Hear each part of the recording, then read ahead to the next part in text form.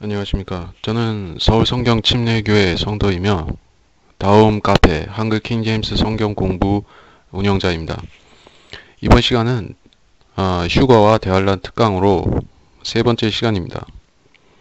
이 시리즈에서 다루는 것은 마태복음 24장이며 마태복음 24장을 다루지만 계시록과 다른 구약 구절을 인용하면서 이 재림과 대환란을 설명할 것입니다.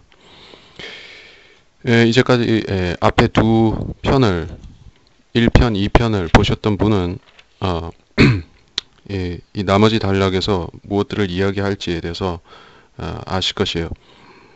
저는 이스라엘의 야곱의 대환란을 설명하고자 하는 것입니다. 예, 제가 설명하는 것들이 이 강의에서 설명하는 것들이 90% 이상은 95% 이상은 이스라엘에 대한 것입니다. 그리고 나머지가 이방인들에 대한 것입니다. 교회에 대한 것은 1%도 나오지 않습니다. 우리는 이때 휴거되어서 이 땅에 없기 때문에 대환란을 통과하지 않습니다. 그래서 23절부터를 보도록 하겠습니다. 마태복음 24장 23절부터를 보도록 하겠습니다. 그때 만일 누가 너희에게 말하기를 보라 그리스도가 여기 있다 혹은 저기 있다 해도 믿지 말라. 거짓 그리스도들과 거짓 선지자들이 일어나서 큰 표적들과 이적들을 보여주어 할 수만 있다면 그 택함 받은 자들도 미혹하리라. 보라 내가 미리 너희에게 말하였노라. 그러므로 그들이 너희에게 말하기를 보라 그가 광야에 있다 하여도 나가지 말고 보라 골방에 있다 하여도 믿지 말라. 마치 번개가 동편에서 치면 서편에까지 비치는 것 같이 인자의 오는 것도 그러하리라. 어디든지 시체가 있는 곳에는 독수리들이 함께 모이리라. 여기서 한번 단락을 끊고 설명하겠습니다. 23절에서 그리스도가 여기 있다 저기 있다 해도 믿지 말라. 자, 환란 때 그리스도들이 거짓 그리스도들이 많이 나타난다고 앞서 말씀드렸었습니다. 지금도 있지만 지금 거짓 그리스도들이 한국과 여러 나라의 거짓 그리스도들이 행하는 이적들은 보잘것없습니다. 그러나 대환란 때 나타날 거짓 그리스도들이 행하는 이적들은 훨씬 놀라운 것들입니다.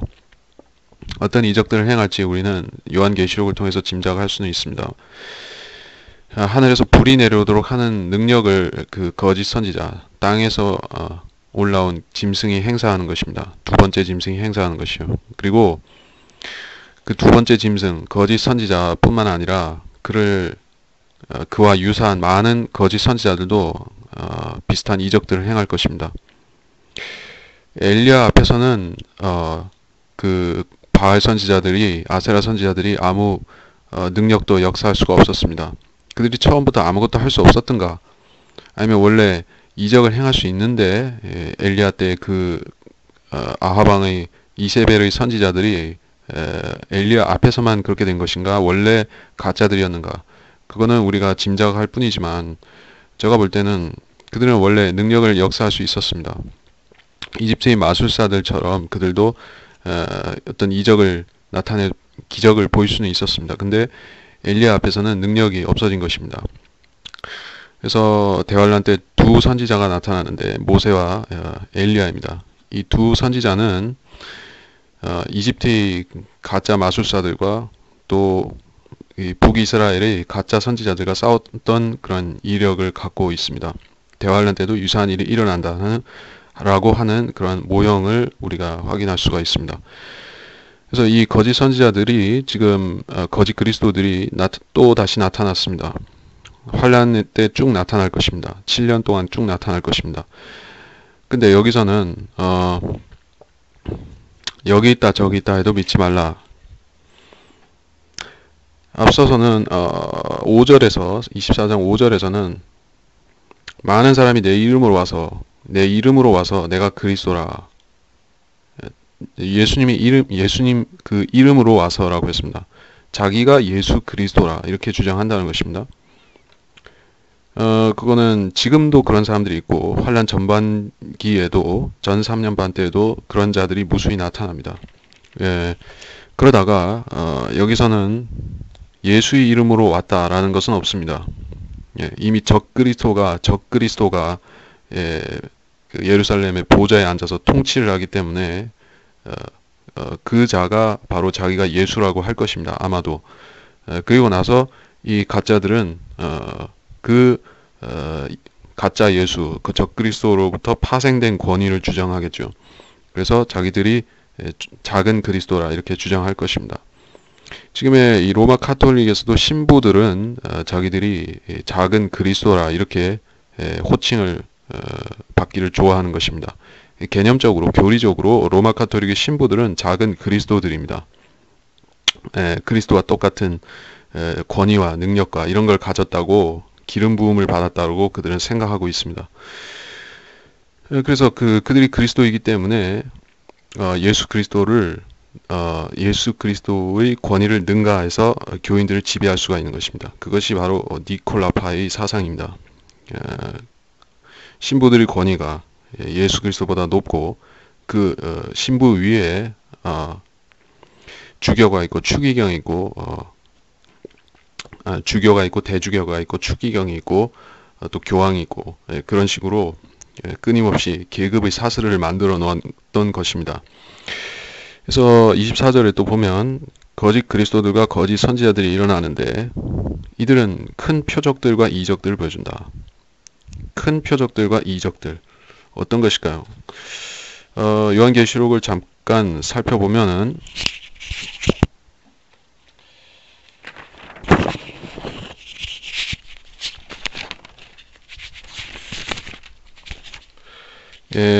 요한계시록 13장 13은 마귀의 숫자라는 걸 여러분이 아시죠? 여기에 사탄의 삼위일체, 적그리스도, 거짓 선지자, 그리고 사탄이 셋이 합작해서 이 이적들을 행합니다. 요한계시록 13장 11절 부터 보겠습니다. 거짓 선지자, 대환란 때의 그 거짓 선지자는 이런 이적을 행합니다. 또 내가 보니 다른 짐승이 땅에서 올라오는데 어린 양처럼 두 뿔을 가졌으며 용과 같이 말하더라. 그가 자기 앞에 있는 첫째 짐승의 모든 권세를 행사하고 또 땅과 거기에 사는 자들로 하여금 치명적인 상처를 치유받은 그 첫째 짐승에게 경배하게 하더라. 또 큰 이적들을 행하는데 심지어는 사람들 앞에서 불을 하늘에서 땅 위로 내려오게 하더라. 더 읽을 필요는 없을 것 같습니다. 자, 그래서 어린 양처럼 뿔을 가졌다, 두 뿔을 가졌다, 또 용과 같이 말한다고 되어 있습니다. 어느 정도는 이 어린 양, 예수님처럼 보이기도 합니다. 그러면서 말하는 것을 들어보면 마귀처럼 거짓말을 하는 것입니다. 진리를 순수하게 전파하는 것이 아니라 누룩을 섞어서 뿌리는 것이죠. 거짓 목사들이 하는 것 같이 그렇게 진리와 비진리를 섞어서 말하는 것입니다. 그러면 사람들이 복 받는다고 해서 기꺼이 수용하게 되는 것입니다. 그 짐승이 마귀로부터 이 지상 권세를 위임받은 적그리스도, 그리고 그 적그리스도로부터 또 능력 행하는 권세를 또 위임받아서 이 거짓 선지자가 행사하는데 어떤 것을 행하는가? 13절을 보면은 이런 특별한 기적을 행합니다. 불을 하늘에서 땅 위로 내려오게 한다. 어떤 이적일까요? 이거는 엘리야가 그렇게 했었습니다. 자, 그 본문을 찾아 읽을 필요는 없고 워낙에 유명한 이적이기 때문에, 그래서 하나님께서 그 불을 내려오게 해서 제단과 그 위에 있는 제물들을 살라버리신 것이에요.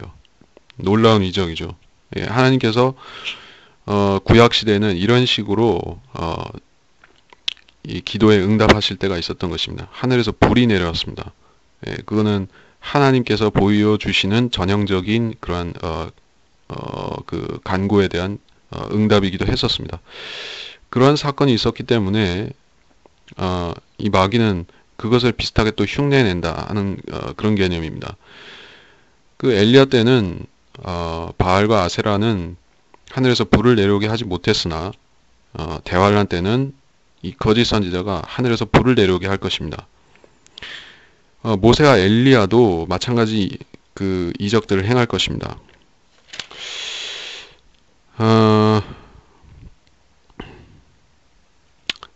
여기서는 요한계시록 11장 5절에서는 모세와 엘리야 둘 다 이 이적을 행하는 것으로 나옵니다. 누구든지 그들을 해치려고 하면 그들의 입에서 불이 나와 그들의 원수를 삼키리니 누구든지 그들을 해치려고 하면 반드시 이와 같이 죽게 되리라.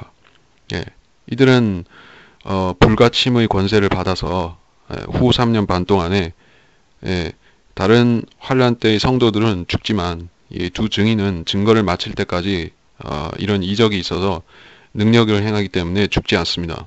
예. 근데 사탄도 똑같은 이적을 이때는 행하는 것입니다. 그래서 하늘에서 불이 내려오게 한다는 것은 우리가 대표적으로 하늘에서 어떤 불이 내려옵니까? 실제로 하늘에서 불이 내려오는 것은 바로 이 번개가 치는 것이죠. 번개가 치면은 나무에 친다든지 하면은 불이 납니다. 또 바싹 마른 산에 이 번개가 치면은 산불도 낼 수가 있죠. 이 번개 자체에는 불을 일으킬 수가 있습니다. 그래서 번개일 수도 있고 아니면은 직접적인 불일 수도 있습니다. 자, 그래서 여기까지 설명하면서 이런 이적들과 표적들을 보여주는데 그렇게 하는 이유는 그 택함 받은 자들도 할 수만 있다면 미혹하기 위해서라고 24절에서 말씀하는 것입니다. 택함 받은 자들은 14만 4천이거나 환란 성도를 말합니다. 유대인들입니다. 이들은 그 순교당하는 숫자도 정해져 있습니다. 그들이 숫자가 찰 때까지 있으라고 말씀하셨던 그 계시록 구절을 한번 보겠습니다. 6장입니다.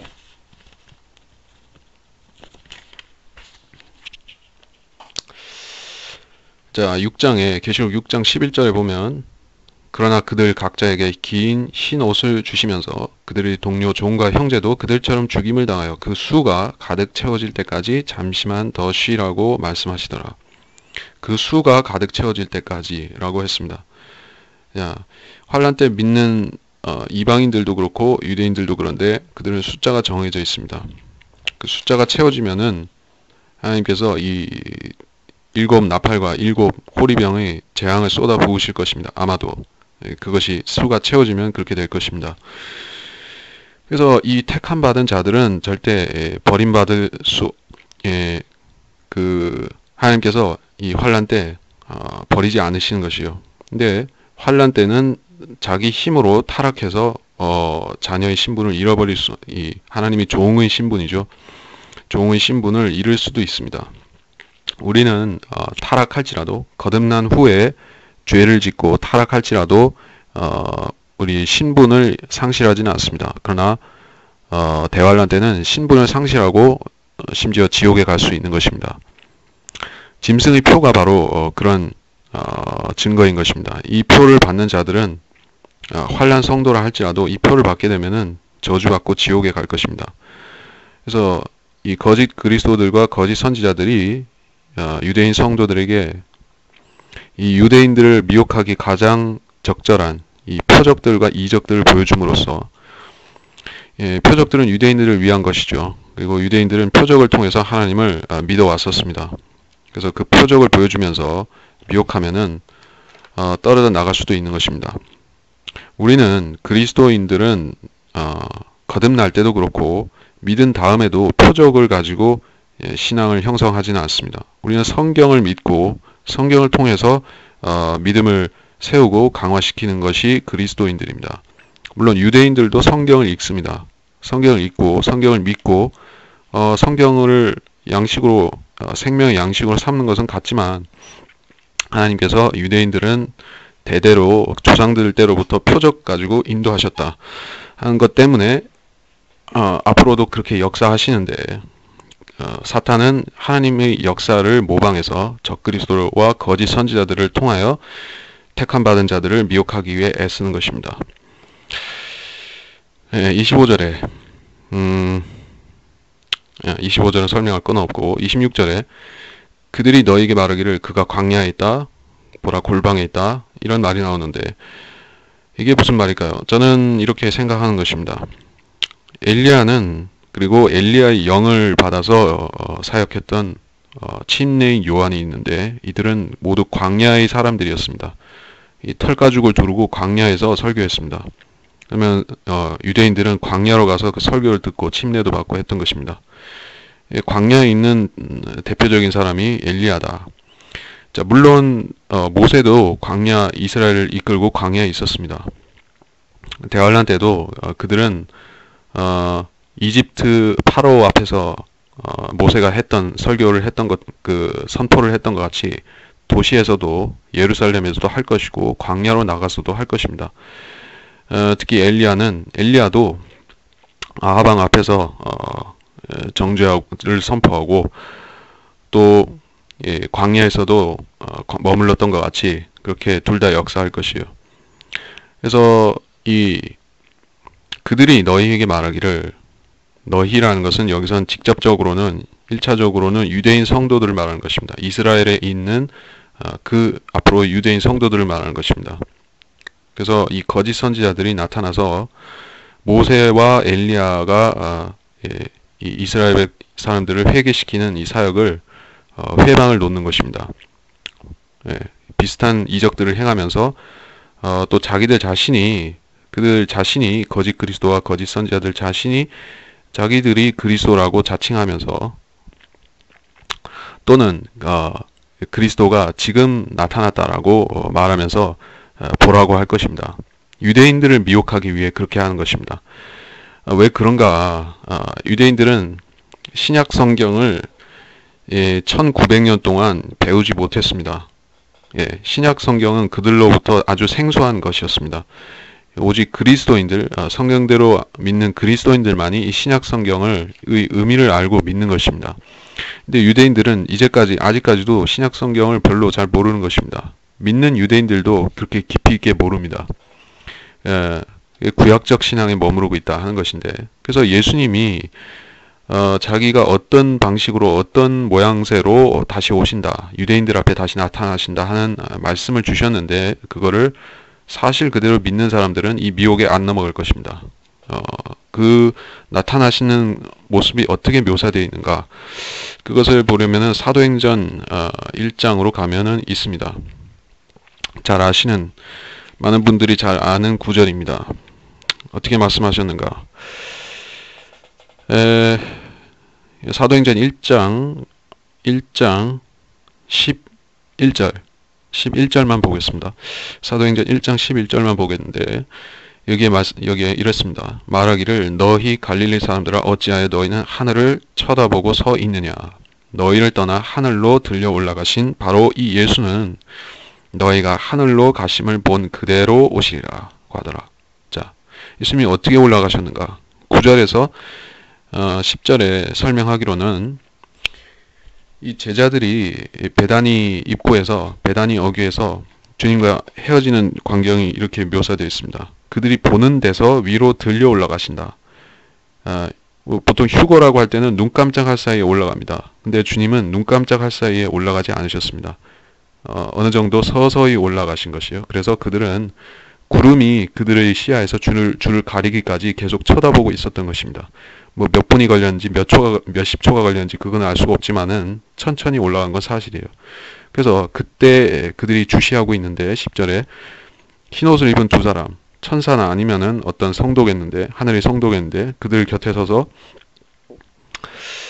이대로 다시 오신다 이렇게 말씀한 것입니다. 이것이 예언입니다. 주님은 유대인들한테 이런 모습으로 나타나실 것이라는 예언을 한 것입니다. 이거는 요한계시록 19장에 나타난 그 영광스러운 재림과는 좀 차이가 있습니다. 거기에는 흰 말을 타고 진노의 포도즙 틀을 밟기 위해서 오시는 장군입니다. 근데 여기서는 구름을 타고 서서히 올라갔다가 또 그대로 오신다고 했습니다. 자, 이 두 장면이 실질적으로 많은 괴리가 있기 때문에, 장면 묘사가 괴리가 있기 때문에 사람들은 구름을 주로 해석하기는 구름은 그대로 두고 그 계시록 19장에서 흰 말을 상징으로 해석하려는 경향이 있습니다. 개신교 사람들은 대부분 그런 식으로 상징화시킵니다. 어떻게 되어 있는가? 계시록 19장을 잠깐 보면은 이렇습니다. 계시록 19장 11절에 또 내가 하늘이 열린 것을 보니 흰 말이 보이더라. 그 위에 앉으신 분은 신실과 진실이라 불리며 의로 심판하고 싸우시더라.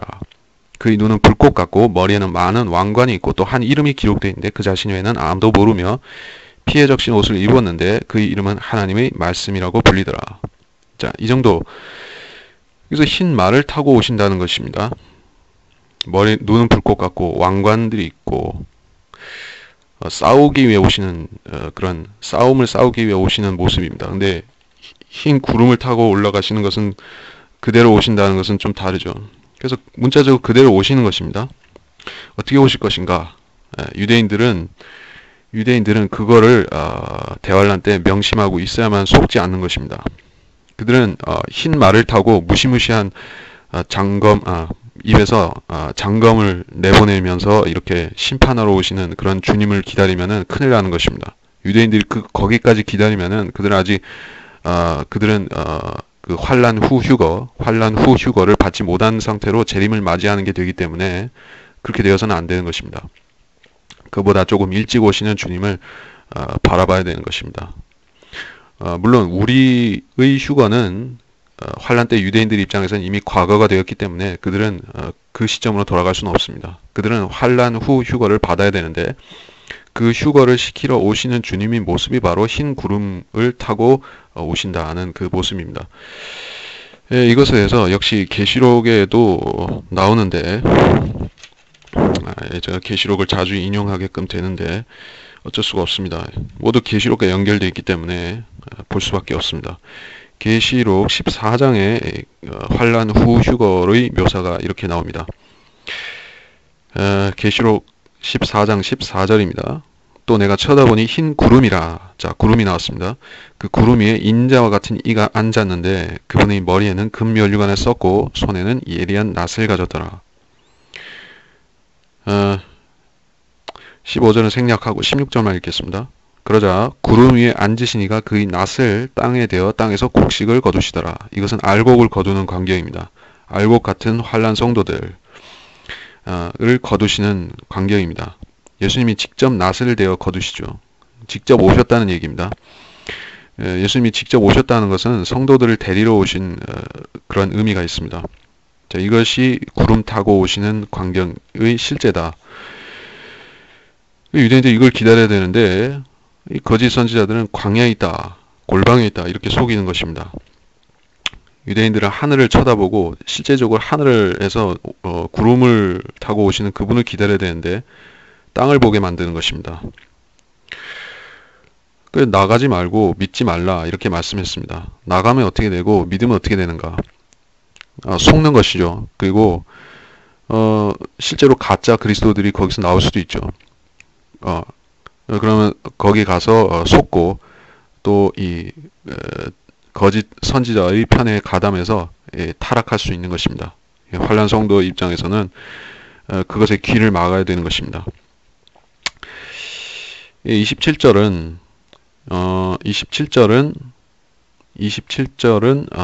이것은 재림입니다. 27절, 28절은 재림입니다. 번개가 나왔습니다. 자, 우리가 구름을 타고 가셨다가 구름을 타고 오시는 것과는 다릅니다. 번개는 구름과 다르죠. 순간적입니다. 동편에서 서편까지 비치는 것 같이 인자에 오는 것도 그러하리라.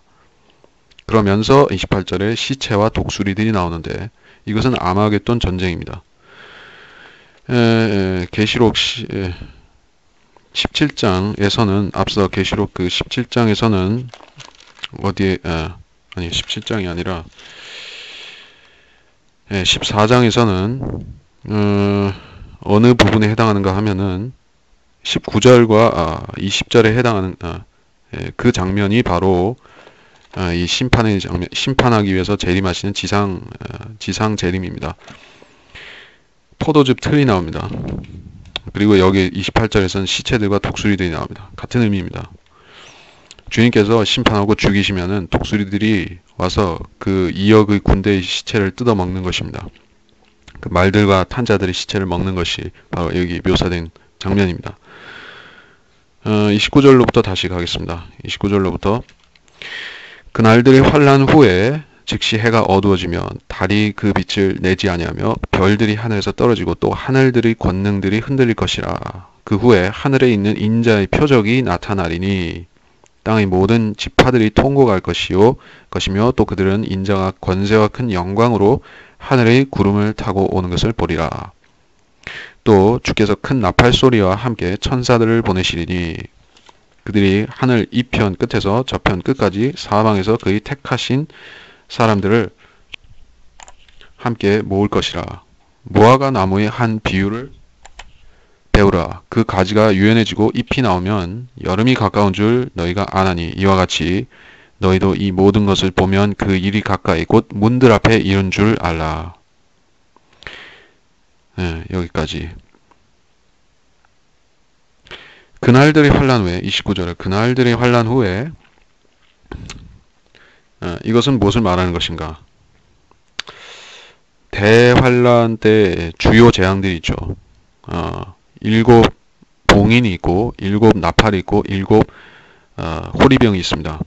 그리고 그 중간중간에 삽입장도 있습니다. 근데 핵심은 7 나팔과 7 호리병이 그 환란 후반부에 있는 극심한 재앙들을 요약한 것이 7 나팔과 7 호리병인 것입니다.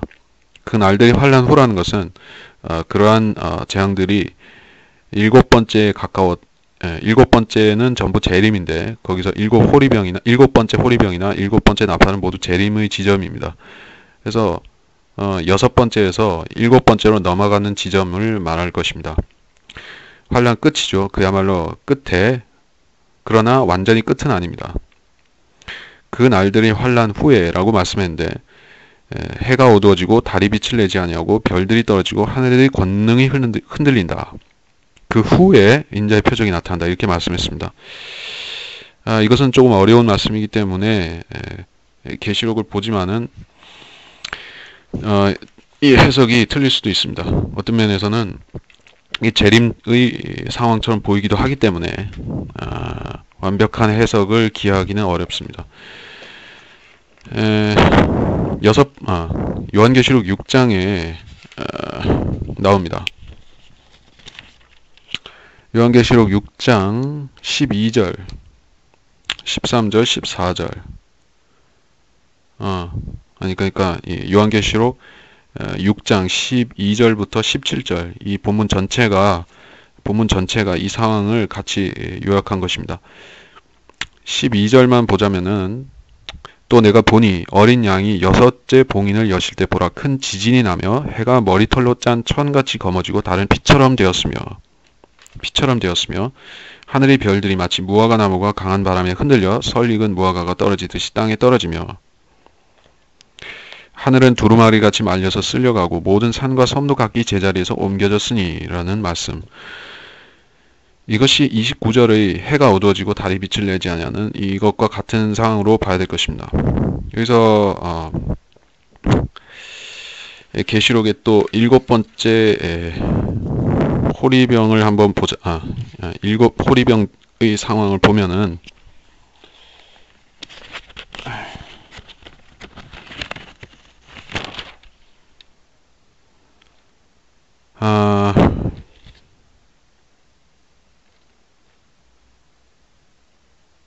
이것은 그 5번째 호리병.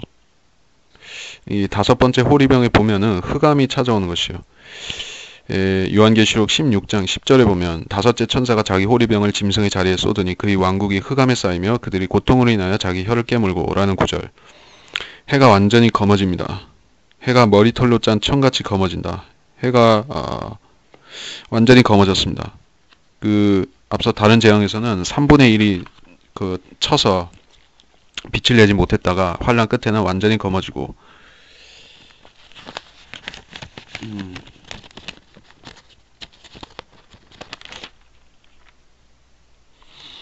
3분의 1이 그렇게 되는 게 8장이었습니다. 8장 12절, 계시록 8장 12절에 보면 넷째 천사가 나팔을 불 때 해 3분의 1, 달 3분의 1, 별 3분의 1이 강탈을 당해서 비추지 못했다. 이렇게 되어 있습니다.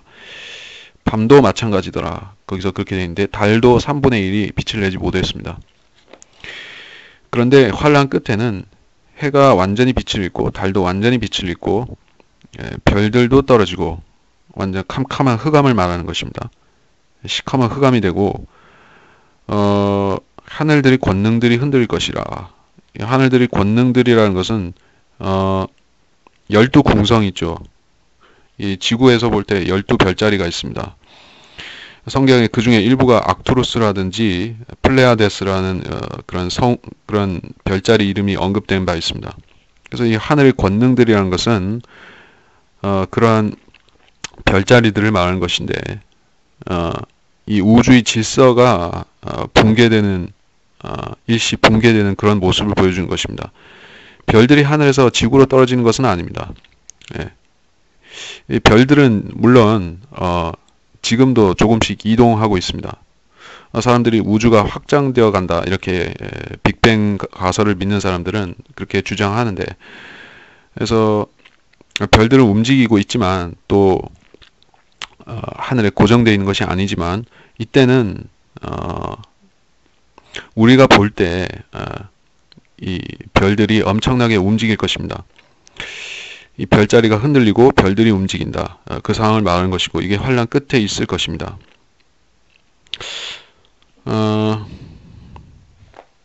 그래서 완전히 캄캄한 흑암이 되면서 그때 주님께서 오시는데 무엇을 이것이 요새 은사주의의 어떤 직접 계시를 받는다는 그런 사람들이 잘못 말하는 것 중에 하나가 흑암의 3일이 찾아온다. 휴거가 되기 전에 흑암의 3일이 찾아온다. 이렇게 가르치는 사람들이 있는 것 같습니다. 자세한 것은 모르지만 그 이집트의 흑암 같은 흑암이 지구를 덮으면 마귀들이 땅에서 올라오고 그래서 숨어 있다가 예수님이 오셔서 그때 휴거 받아야 된다. 이렇게 가르치는 사람들은 성경을 잘못 알고 있는 것이죠. 이런 흑암이 찾아오는 것은 환란 끝 무렵에 찾아옵니다. 그리고 이것이 바로 그 환란 성도들이 휴거 받는 시기를 알리는 징조인 것입니다. 하늘들의 권능들이 흔들리고 30절에 하늘에 있는 인자의 표적이 나타난다라고 말씀했습니다. 인자의 표적은 바로 구름입니다. 네, 주님께서 구름을 강조하셨죠. 구름을 타고 가셨듯이 구름을 타고 오신다 할 때 그 구름을 말하는 것이에요. 열왕기상 18장 44절 45절에서는 사람의 손 같은 구름을 말씀하고 있어요. 그것은 비를 내리는 구름이었습니다. 엘리야 때 엘리야의 예언에 의해서 3년 반 동안 비가 내리지 않았다가 늦은 비, 이른 비가 한꺼번에 내렸던 그 복된 소나기를 내린 것이 바로 이 구름이었습니다. 이 손바닥만한 구름이 나타나더니 그것이 엄청난 비를 내렸습니다. 그 구름이 바로 주님께서 나타나시는 장면과 연관이 되어 있는 것입니다. 비가 내리고 또 땅에서도 지파들이 통곡할 것입니다. 빗물인지 눈물인지 모를 정도로 그렇게 통곡을 하는 것이죠. 이 지파들은 이방인들과는 사실 상관이 없습니다. 이 지파들은 이방인의 족속들도 쓸 수 있는 말이겠지만은 여기서는 이스라엘을 말하는 것입니다. 이스라엘의 지파들은 12지파, 레위 지파를 포함해서 이스라엘 지파들은 없어지지 않았습니다. 주님께서 간수해 두셨기 때문에 그들은 대환란 때 다시 나타날 수 있는 것입니다. 그리고 그들은 회개할 때도 지파 단위로 회개를 하는 것입니다. 이것에 대해서 살펴보려면은 계시록을 일단 보고 계시록 1장을 먼저 보겠습니다. 계시록 1장에는 이런 말씀이 있습니다. 1장 7절에 보라 그가 구름들과 함께 오시니, 여기서도 구름들이 나왔습니다. 모든 눈이 그를 볼 것이며 그를 찌른 자들도 볼 것이요 또한 땅의 모든 족속이 그로 인하여 애곡하리라. 그대로 되리로다. 아멘. 모든 눈이 그를 볼 것이며, 자, 이것은 비밀 재림 같은 것이 아닙니다. 그리스도인이 휴거받을 때는 주님이 자신을 드러내지 않고 우리만 휴거시킬지라도 환란 끝 무렵에 유대인 성도들 또 다른 이방인 환란 성도들을 데리러 오시는 그때는 모든 눈이 그를 볼 것이며 모든 눈이 그를 본다고 했습니다.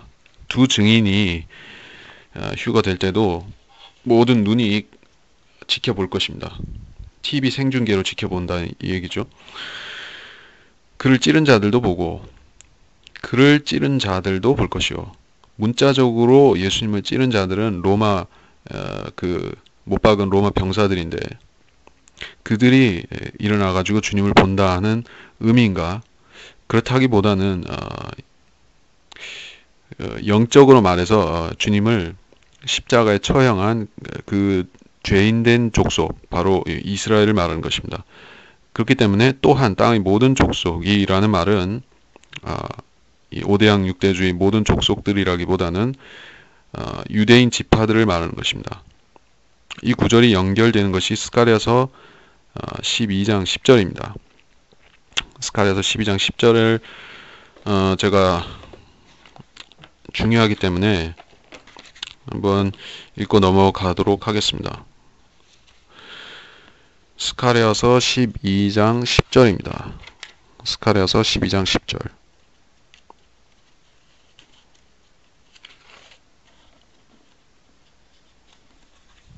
네. 또 내가 다윗의 집과 예루살렘의 거민들 위에 은혜와 간구의 영을 부어주리라. 그러면 그들은 그들이 찔렀던 나를 쳐다볼 것이며 그들이 그를 위하여 애통하리니 마치 어떤 사람이 자기 외아들을 위하여 애통함 같이 할 것이요. 그들이 그를 위하여 비통에 잠기리니 마치 어떤 사람이 자기 첫 아들을 위하여 비통에 잠기듯 하리라. 다윗의 집과 예루살렘의 거민들 구체적으로 언급되었고 이스라엘 사람들이라는 것입니다.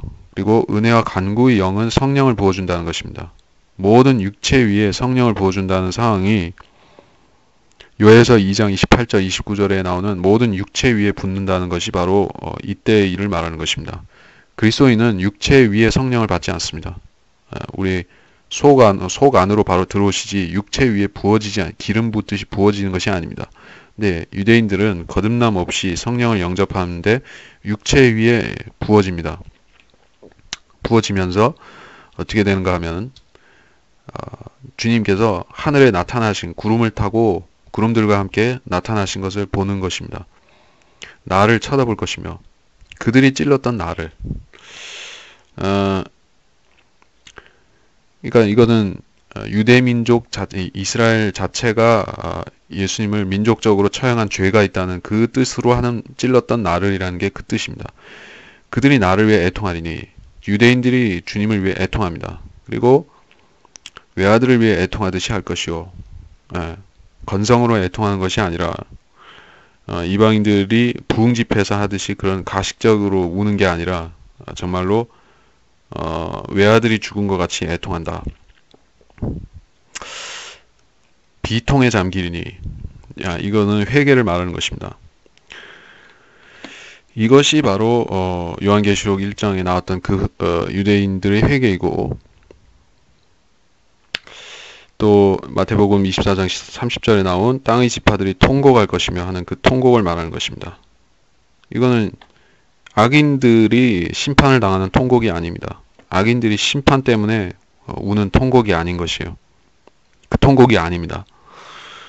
예, 이걸 오해하는 사람들이 매우 많이 있기 때문에 이것이 회개라는 것을 모르고 악인들이 심판받는 것으로 착각하는 사람들이 있습니다. 인자가 권세와 큰 영광으로, 권세와 큰 영광이라는 말 때문에 또 살짝 헷갈릴 수가 있습니다. 하늘의 구름 나왔는데도 이 하늘의 구름이 나왔기 때문에 오인할 소지가 없습니다. 인자가 권세와 큰 영광으로 온다. 어떤 권세고 어떤 영광인가? 주님께서는 이 인자라는 것을 우리가 이게 어떻게 알려주셨는가 하면은 재림하시면서 왕으로 오시는 주님이라는 것을 우리가 알게 하셨습니다. 그래서 인자이신 주님의 모습은 이러합니다. 요한계시록 1장 15절에 보면은 1장 14절, 16절, 14절에서부터 16절을 보면 이러합니다. 그의 머리와 머리털은 눈처럼 휘어서 양모처럼 하얗고 그의 눈은 불꽃 같더라. 그의 발은 용광로에 달군 듯한 빛나는 녹 같고 음성은 많은 물소리와도 같으며 그의 오른손에는 7뼈를 가졌고 그의 입에서는 날카로운 양날 가진 칼이 나오며 용모는 해가 그 맹렬한 기세로 비치는 것 같더라. 이 영광을 받은 모습이 바로 환란 후 휴거 때도 이런 영광을 가지고 나타나셔서 보여주실 것입니다. 그래서 유대인들은 이 영광을 보고 회개하는 것입니다. 주님께서 이런 모습을, 재림하시는 모습을 유대인들에게 먼저 보여주시면은 그들이 그 주님을 보고 회개하는 것입니다. 환란 성도들은 또 이때 휴거가 되는 것입니다.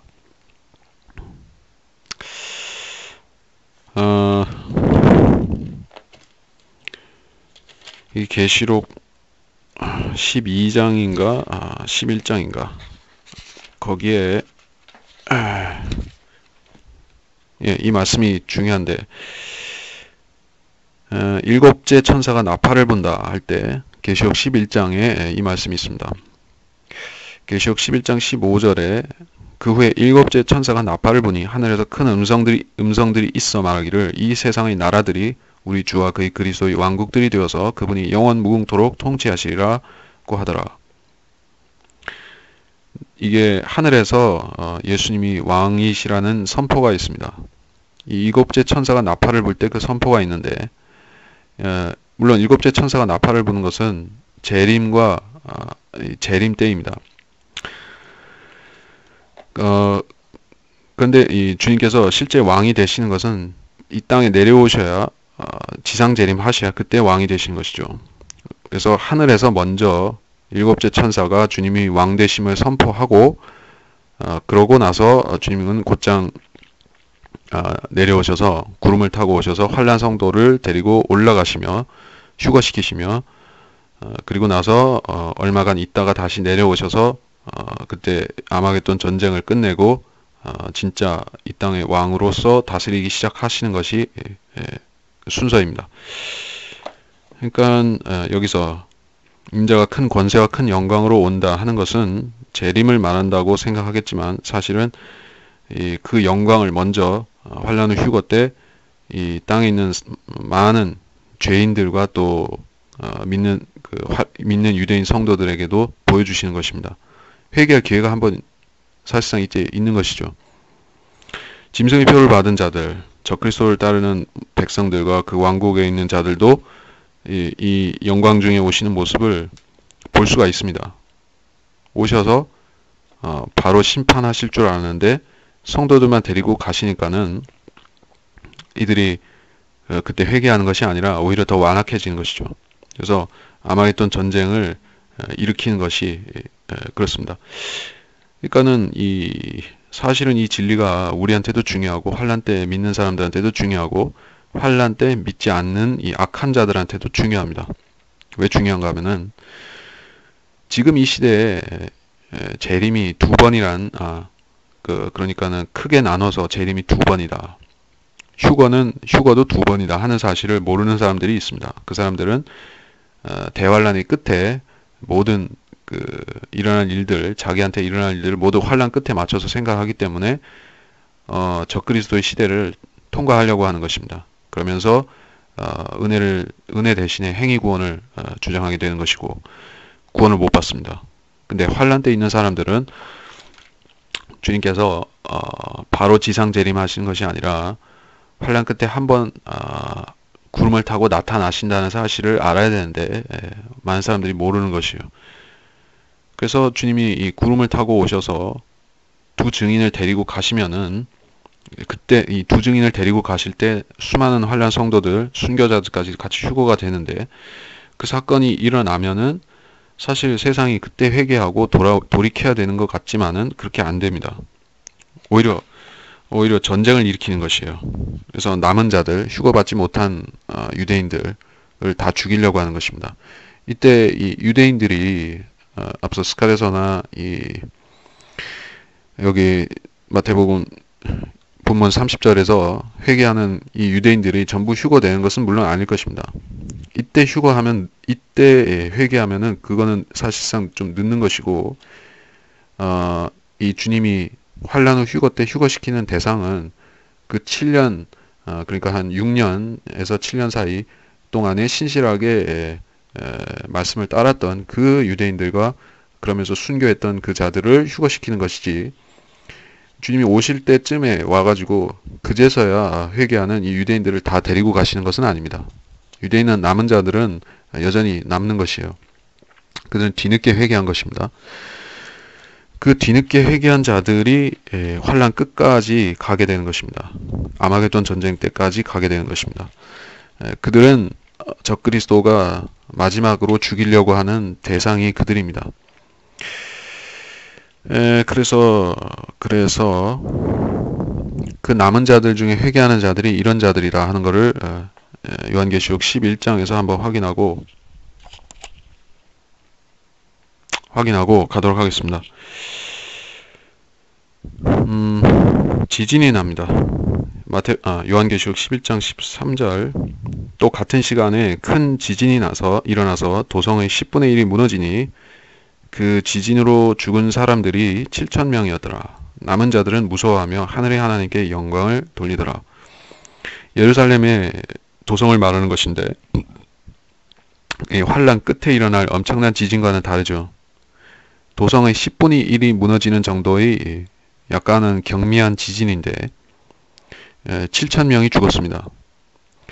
이 7,000명이라는 숫자는 중요한 숫자죠. 엘리야 때 하나님이 선지자들 중에 남은 자들이 7,000명. 그래서 이 7,000명이 죽었는데 남은 자들이 회개하는 모습을 보여줍니다.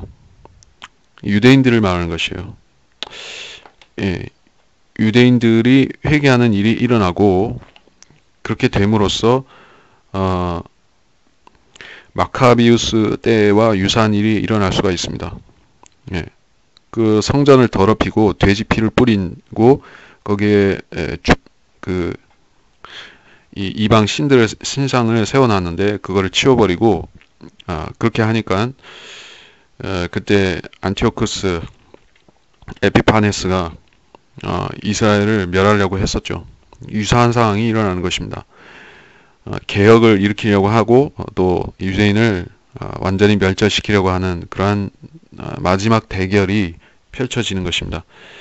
그 마지막 대결이 바로 어디에 묘사되어 있는가 하면은 유대인 남은 자들과 이 적그리스도의 최후의 대결이 바로 계시록 12장 17절에 나와 있습니다. 그러자 그 용이 여인에게 분노하여 여인의 씨 가운데 남은 자들, 즉 하나님의 계명들을 지키며 예수 그리스도의 증거를 가진 자들과 싸우려고 나가더라. 자, 17절의 이 말씀은 이미 거의 환란 끝까지 간 상황입니다. 그래서 이 남은 자들은 지상의 남은 자들입니다. 말 그대로 환란 후 휴거 때 순교자들은 휴거되었지만은 사실은 저는 이렇게 환란 후 휴거를 받을 때 살아남은 환란 성도들은 거의 없을 것입니다. 주로 거의 다 순교했을 것입니다. 물론 소수의 살아남은 환란 성도들도 같이 휴거는 되겠지만 환란 때는 거의 대부분 순교를 하는 것입니다. 목배임을 당해서 순교를 당했습니다.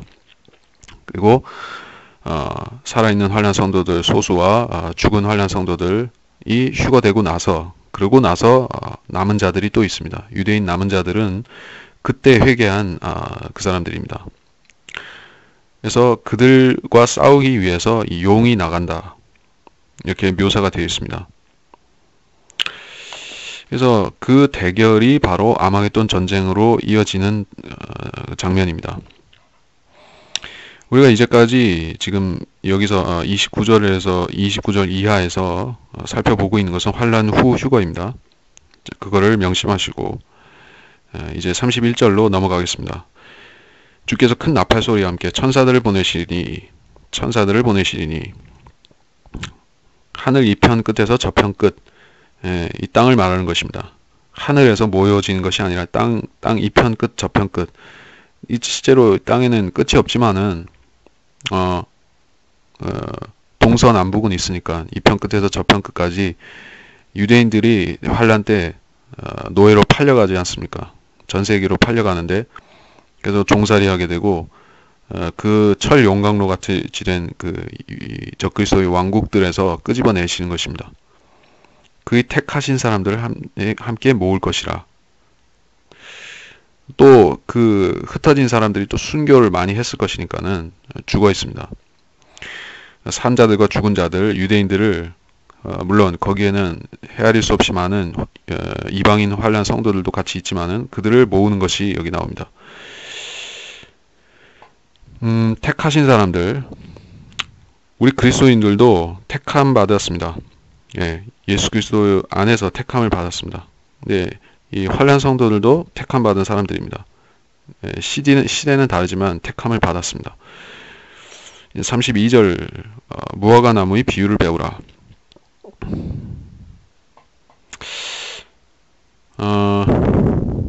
무화과 나무의 한 비유를 배우라. 그 가지가 유연해지고 잎이 나오면 여름이 가까운 줄 너희가 아나니. 이 무화과 나무에 대해서는 주님께서 친히 저주하신 바가 있고 그것이 말라버렸습니다. 이스라엘을 상징하는 것인데 이 무화과 나무는 1948년에 이스라엘이 나라로 회복된 것과 이 가지와 잎이 관련이 있습니다. 더 자세하게 연관시키자면은 이스라엘은 1948년 이래로 계속해서 이 점유하는 땅을 넓혀왔었습니다. 그래서 지금은 예루살렘을 시리오 지배하고 있습니다. 그러나 이 팔레스타인 자치정부와 유엔에서 예루살렘을 분할하거나 아니면 아예 내놓으라고 요구를 하고 있죠. 그러나 어쨌든 지금은 시리오 지배는 하고 있습니다.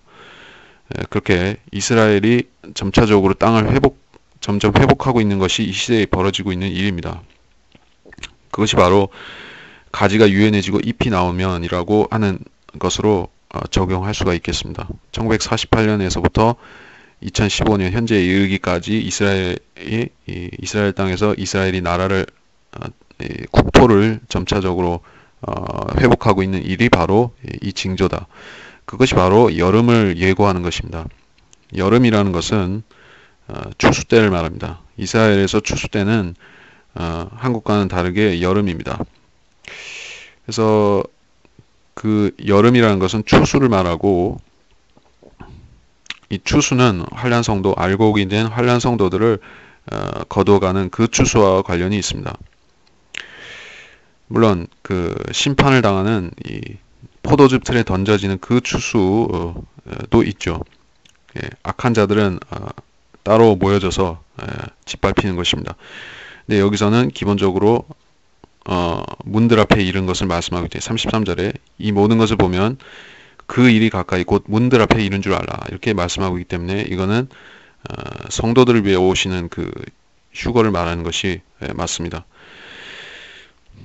문들이라고 했으니까 휴거는 여러 번이라고 우리가 말을 할 수가 있습니다. 물론 재림 때도 문을 통과해서 내려오시지만 하늘의 문을 통과해서 내려오시지만은 여기서는 특별히 그 일이 가까이 앞서 설명했던 이 환란 후 휴거 사건이 가까이라는 것을 예고하고 있기 때문에 여기서 이 문들이라고 했으니까 우리의 휴거, 우리가 받는 환란 7년 환란 전 휴거 그리고 환란 성도들이 받는 환란 후 휴거 이거를 문들이라고 표현했다고 봐도 무방합니다. 이 모든 일들이 이루어지리라. 진실로 내가 너희에게 말하노니 이 세대가 지나가기 전에 이 말씀이 아주 중요한 말씀입니다. 이 세대가 지나가기 전에 어떤 세대인가? 이 세대라는 것은 마태복음 사도행전 2장 40절을 참조해서 보라. 이렇게 말씀드리겠는데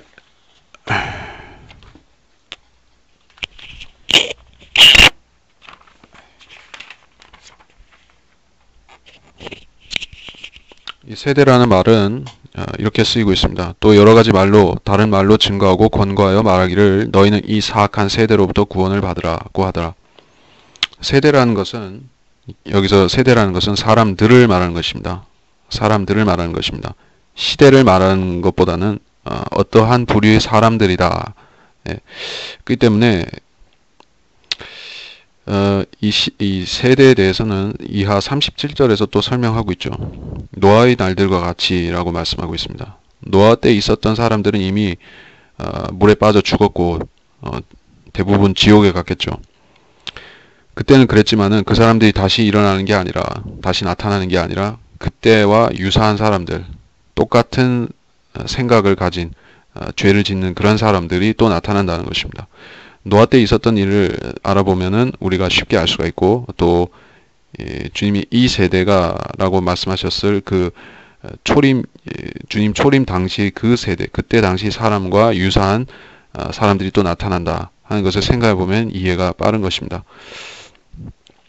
그래서 우리는 이렇게 설명하는 것입니다. 초림 예수 그리스도 때와 재림 예수 그리스도 때는 세계 정세도 비슷하고 사람들의 모습과 종교와 정치와 이런 것이 다 연관이 되고 비슷하다는 것입니다. 예수 그리스도의 초림 때는 로마가 이 지상에서 최고 권세를 갖고 있었습니다. 재림 예수 그리스도 때도 로마가 그렇게 될 것입니다. 로마가 지배할 것입니다. 바티칸이 지배하는 것이죠. 그리고 이스라엘은 성전을 갖고 있을 것입니다. 물론 환란 끝에 그 성전은 회파되지만은 성전을 다시 짓는 것입니다. 지금은 없습니다. 그리고 유대인들은 자기 본토에 다시 나라를 이루고 있을 것입니다. 지금 그렇게 되었고 대환란 때도 이스라엘이 있을 것입니다. 그리고 뭐 여러 가지가 있습니다. 여러 가지가 있는데 뭐 자연계의 징조라든지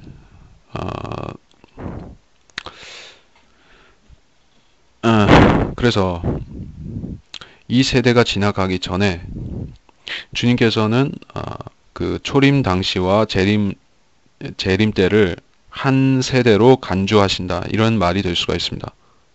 이게 무슨 말인가 하면은 예언의 산봉우리 이론이 그런 것입니다. 초림과 재림은 겹칠 수 있었습니다. 네, 주님께서 올리브산에서 승천하시고 나서 오순절이 되어서 성령을 보내주셨는데 그리스도인이 탄생했는데, 그래서 그때 교회에서 유대인들이 유대인 교회를 형성했습니다. 그리고 유대인들에게 메시아를 믿고 거절한 죄를 회개하고 믿으라는 그런 선포를 했던 것입니다. 많은 유대인들이 이때 믿었었고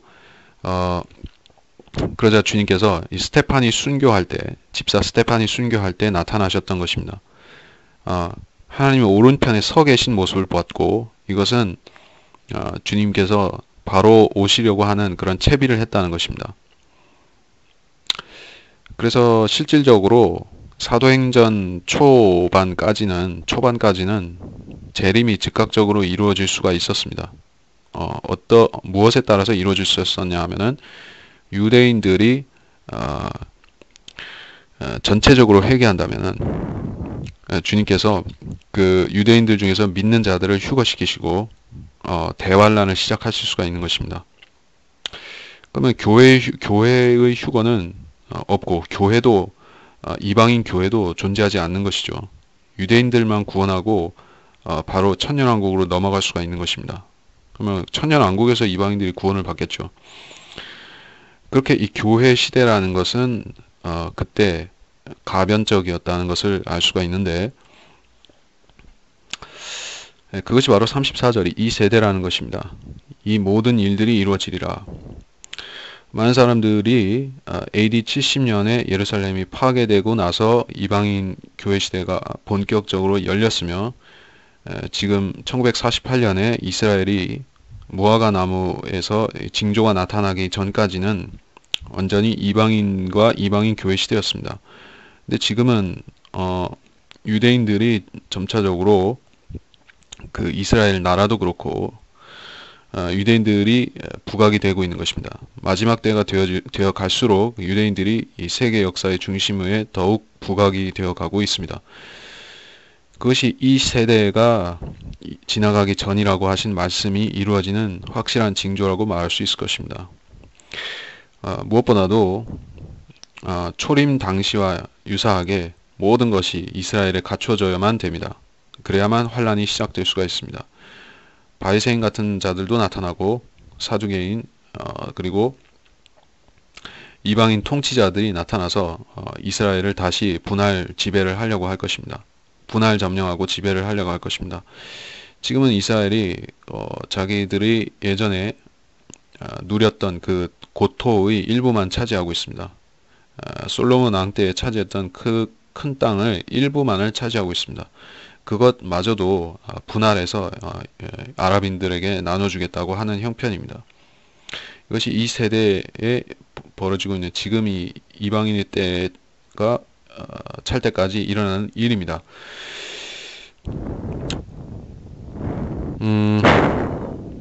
이 세대라는 것은 또한 이렇습니다. 이 세대라는 것은 더 직접적으로 말해서 32절에서 이 무화과 나무가 잎이 나고 유연해지는 그 세대를 말하기도 합니다. 초림과 관련이 있고 또 48년부터 돌아가기 시작한 재림의 시기와도 관련이 있습니다. 한 세대의 길이에 대해서 논란들이 있습니다.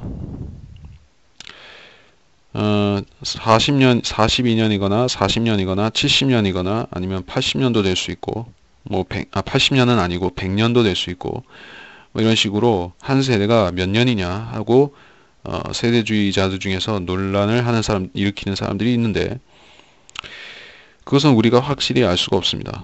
확실히 알 수가 없지만은 한 가지는 있는데 이 무화과 나무가 잎이 유연해지고 잎이 나오고 가지가 유연해진 그 1948년부터의 사건을 직접 목격한 사람은 이 세대에 속해서 재림 때까지 살아 있을 것입니다.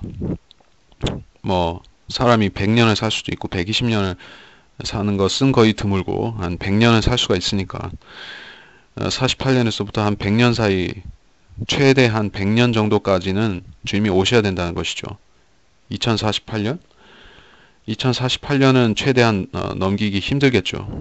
그것은 최대치가 그렇다고 하는 것이고 주님이 꼭 2048년에 재림하신다는 것은 아닙니다. 그보다 더 일찍 오실 가능성이 훨씬 높습니다. 최대치가 그렇다. 이 세대를 따져볼 때 그렇다는 것입니다. 이거는 여러분이 많이 알고 있는 해석이었습니다. 35절에서부터 하늘과 땅은 없어져도 내 말들은 결코 없어지지 아니하리라. 그래서 주님이 다시 오시면은 천년왕국이 시작되고 그러고 나서 천년 후에 하늘과 땅이 없어진 다음에 새 하늘과 새 땅이 올 것입니다. 그렇게 되기까지 알파와 오메가 시대들의 끝 그리고 영원히 시작되는 것을 말하는데 그때가 오기까지 성경은 다 이루어져야만 됩니다. 천년왕국이 끝나고 백보자 심판이 지나갈 그때까지 성경은 다 이루어져야만 됩니다. 성경은 그것을 이 예언들이 전부 이루어져야만 된다고 말씀하고 있습니다. 환란까지만 이루어지고 끝나는 것도 아니고 천년왕국까지만 해서 끝나는 것도 아닙니다. 새 하늘과 새 땅이 오기까지 다 이루어져야만 됩니다. 36절 그러나 그 날과 시간에 관해서는 아무도 모르나니 심지어는 하늘의 천사들도 모르고 오직 나의 아버지만 아시느니라. 그러나 노아의 날들과 같이 인자에 오는 것도 그러하리라. 홍수전의 날들에 그들이 먹고 마시며 장가가고 시집가고 하기를 노아가 방주로 들어가던 날까지 하다가 홍수가 나서 그들을 모두 다 쓸어버릴 때까지 그들이 알지 못했던 것 같이 인자의 오는 것도 그러하리라. 일단 여기까지. 그 날과 시간에 관해서는 또 나왔습니다. 계속해서 그 날과 시간, 그 일이 가까이 계속 말씀하고 있는데 이거는 누구 입장에서 강조하는 말씀인가 하면은 환란 후 휴거 때 나타나실 그 주님을 기다려야 되는 환란 성도의 입장에서 기다리라는 말씀이고 그들에게 그들에게 주의하라고 관심을 환기시키는 그런 말씀들입니다. 그러니까 환란 후 휴거를 못 받고 아마겟돈 전쟁 때까지 있어야만 되는 유대인 남은 자들은 그 날과 시간에 대해서 사실 신경을 쓸 필요는 없습니다. 왜냐하면은 7년을 끝까지 다 채우는 사람들은 어차피 이 땅에서 모든 시련을 다 통과해야 되기 때문에 그들은 그냥 기다리면 되는 것이지 그 날과 시간에 대해서는 신경을 사실 쓸 필요가 없죠. 사실 주님께서 7년보다 조금 일찍 오셔서 그 환란 끝 무렵에 환란 성도들을 데려가시니까 거기에 동참하기 위해서 신경을 쓰라는 것입니다. 우리하고는 전혀 해당 사항이 없습니다. 환란이 거의 끝까지 통과하다가 휴거 받아야 되는 사람들은 상관이 있습니다. 네. 그래서 이것도 환란 후 휴거를 말씀하고 있습니다. 앞서 그 29절 이래로부터 여기에 이르기까지 계속 환란 후 휴거입니다. 44절까지 환란 후 휴거를 계속 말하는 것입니다. 노아의 날들 인자에 오는 것도 그러하리라. 특징적인 중요한 말씀이 나왔는데 노아의 날들이라고 했습니다. 노아의 날들에 있었던 일들과 이 마지막 세대에 있을 일이 또 유사합니다. 노아의 날들에는 사람들이 먹고 마시고 시집가고 장가하고 이런 일들에 모든 신경이 쏠려 있었습니다. 이것은 21세기, 20세기 이후로 21세기 번영의 시대를 살아가고 있는 소위 기독교 세계에 속했다고 하는 사람들은 다 이런 생활 자세를 갖고 있습니다. 대부분의 사람들은 앞으로 5년이나 10년 후에 세계 대전이 일어나서 다시 인류가 이러한 지금 누리고 있는 이런 풍요를 다시 누릴 수 없을지도 모른다는 이런 생각을 전혀 하지 않습니다. 세상의 징조들이 전쟁과 전쟁의 소문들 이러한 어두운 징조들이 보여짐에도 불구하고 사람들은 내심 그렇지 않을 것이다. 앞으로 10년이든 20년이든 혹은 50년이든 평화가 지속되어지리라. 이런 부질없는 소망을 갖고 사는 것입니다. 노아 때의 사람들도 마찬가지였던 것입니다. 그때는 시간을 많이 주셨던 것을 우리가 알 수 있습니다. 120년 동안 노아는 설교했고 그 기간 동안 방주를 지었습니다. 120년 동안 사람들에게 회개하라고 외쳤지만은 아무도 듣지 않았습니다. 너무나 환경이 완벽했고 비도 내리지 않는 상황에서 비가 내려서 세상이 멸망한다는 것을 누가 믿을 수 있었느냐 하는 것입니다. 지금 상황이 그러합니다. 재림 때에 나타날 많은 징조들 중에서 증가하고 있는 지진과 화산들이 있죠. 그래서 노아 때 사람들보다 지금은 훨씬 많은 경고를 받고 있는 것입니다. 홍수 전의 날들에는 그들은 말씀이 없었습니다. 하나님의 말씀이 없었습니다. 기록된 성경 말씀을 갖고 있지 않았습니다. 노아만 혼자 선포하고 있었던 것이죠. 노아에게 전부 다 전권을 위임하셔서 전파하게 하신 것입니다. 그래서 노아 시대의 사람들은 조금 변명할 말이 있을까? 근데 사실은 그때 사람들은 아담과 같은 동일한 세대에 살았던 사람들로서 하나님을 아주 가까이 하나님께서 그들 옆에 멀리 계시지 않았던 것입니다. 알려고 하면은 만날 수가 있었습니다. 그런 시대에 살았기 때문에 우리보다도 훨씬 책임이 무겁다는 것입니다. 지금 우리 마지막 시대의 사람들은 하나님을 직접 만날 수가 없습니다. 하나님께서는 성경 말씀을 통해서만 말씀하시고 알려주시지 어떤 다른 계시를 통해서 어떤 직접 계시라든지 꿈이나 환상을 통해서 자기 뜻을 말씀을 하시는 것이 아닙니다. 알려주시는 것이 아니라 성경을 통해서 하시는입니다. 그래서 인자에 오는 것도 그러하리라. 여기서는 그러한 환락과 방탕과 먹고 사는 문제에 전념하는 것을 설명하고 있습니다. 그래서 지금 그렇게 사람들은 먹고 마시고 시집가고 장가가는데 열중해 있고 환란 때도 또 그럴 것입니다. 주님이 다시 오실 때까지 멈추지 않을 것입니다. 그런 말이 있죠.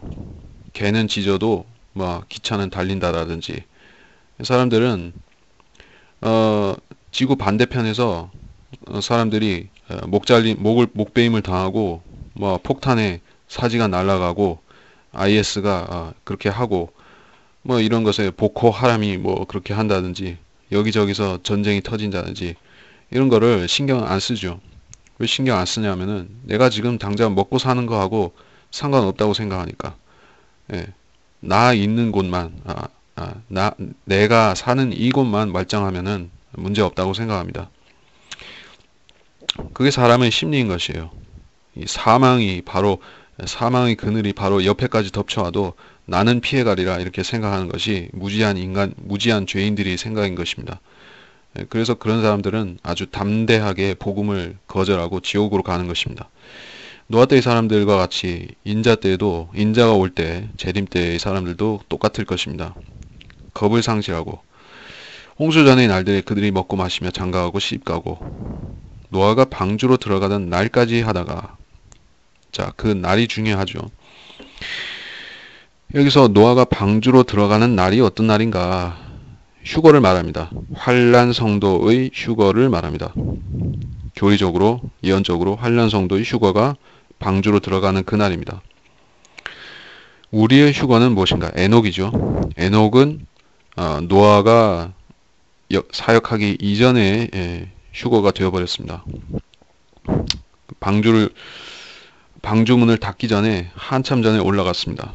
우리는 7년 대환란 이전에 올라가고, 그리고 7년 대환란 때 사람들은 노아가 전파하는 것과 같이 이 환란 성도들이 전파하는 것을 듣다가 이 홍수 직전까지 듣지 않고 귀를 막다가 이 노아가 방주로 들어간다는 그 순간, 즉 환란 성도가 휴거되는 그 순간에 상황은 돌이킬 수 없게 되어버릴 것입니다. 홍수가 나서, 홍수 중요합니다. 여러 가지 의미가 있는데 실제로 홍수도 날 것이고, 사탄이 홍수를 일으켜서 이 환란 성도들을 빠뜨려 죽이려고 하죠. 계시록 12장 끝에 보면 홍수가 나서 그들을 쓸어버릴 때까지 그들이 알지 못했던 것 같이 인자에 오는 것도 그러하리라.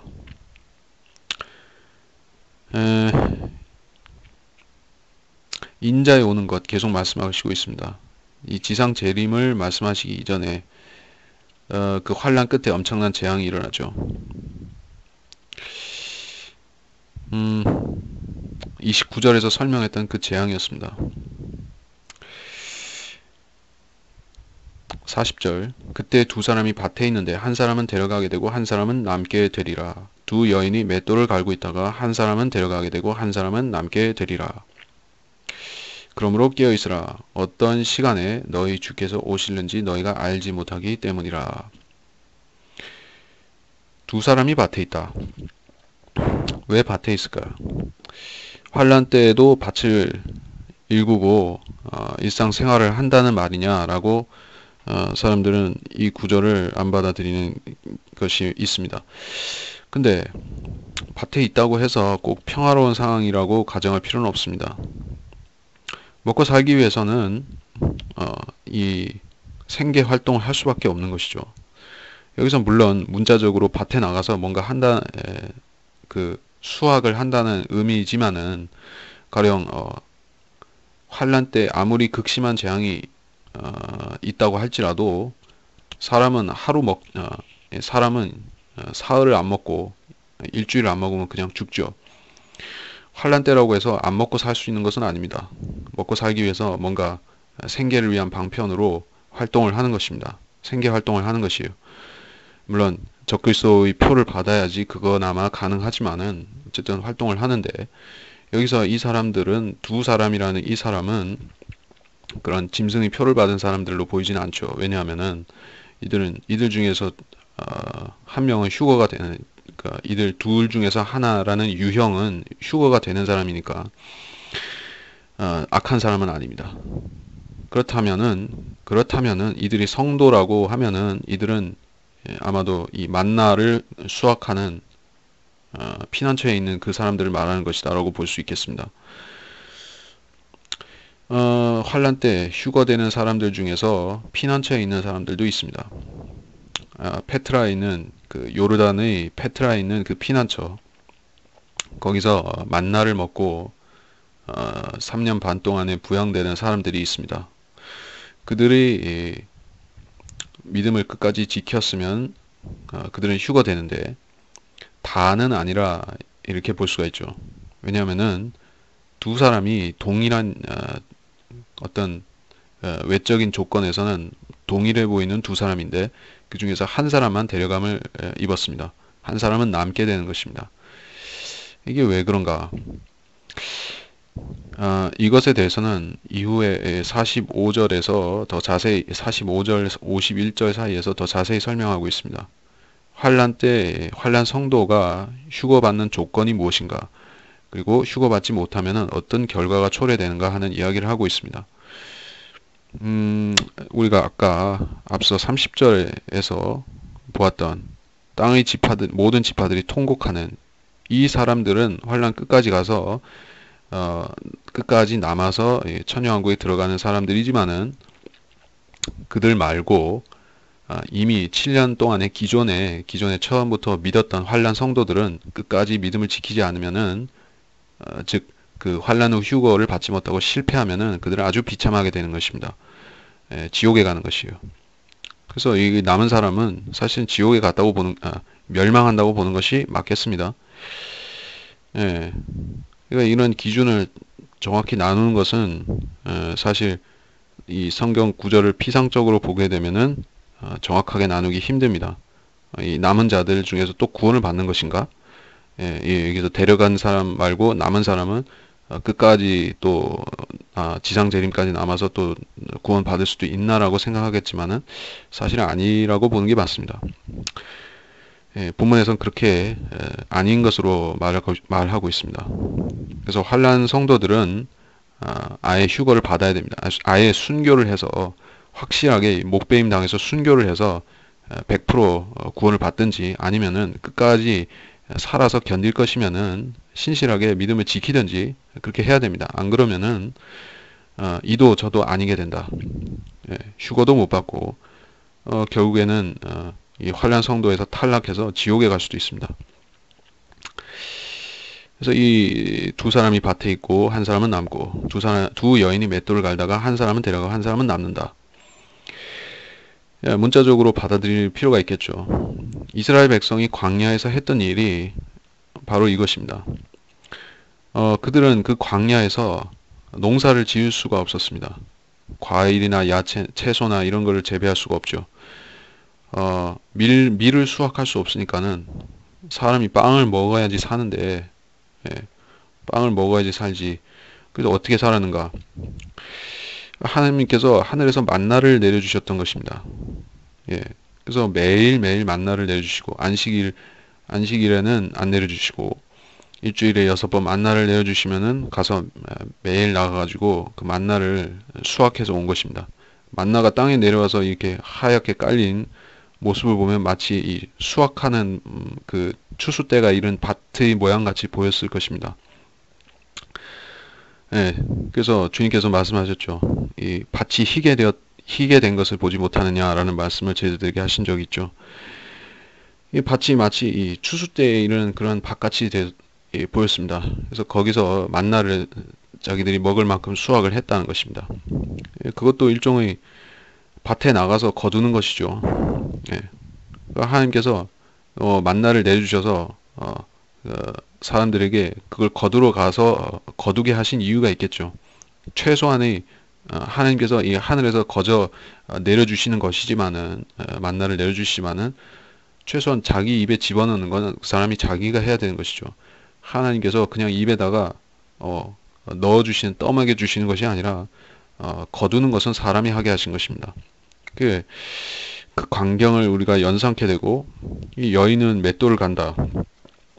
남자들은 피난처에 있던 그 남자들은 나가서 만나를 수확하고 그걸 가져와서 여인들에게 주면 여인들이 그걸 맷돌에 갈아가지고 음식을 만드는 것입니다.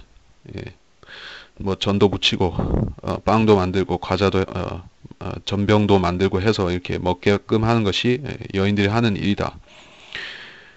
자, 환란 때에 수많은 사람들은 먹을 것의 문제, 먹고 사는 문제 때문에 배교하게 됩니다.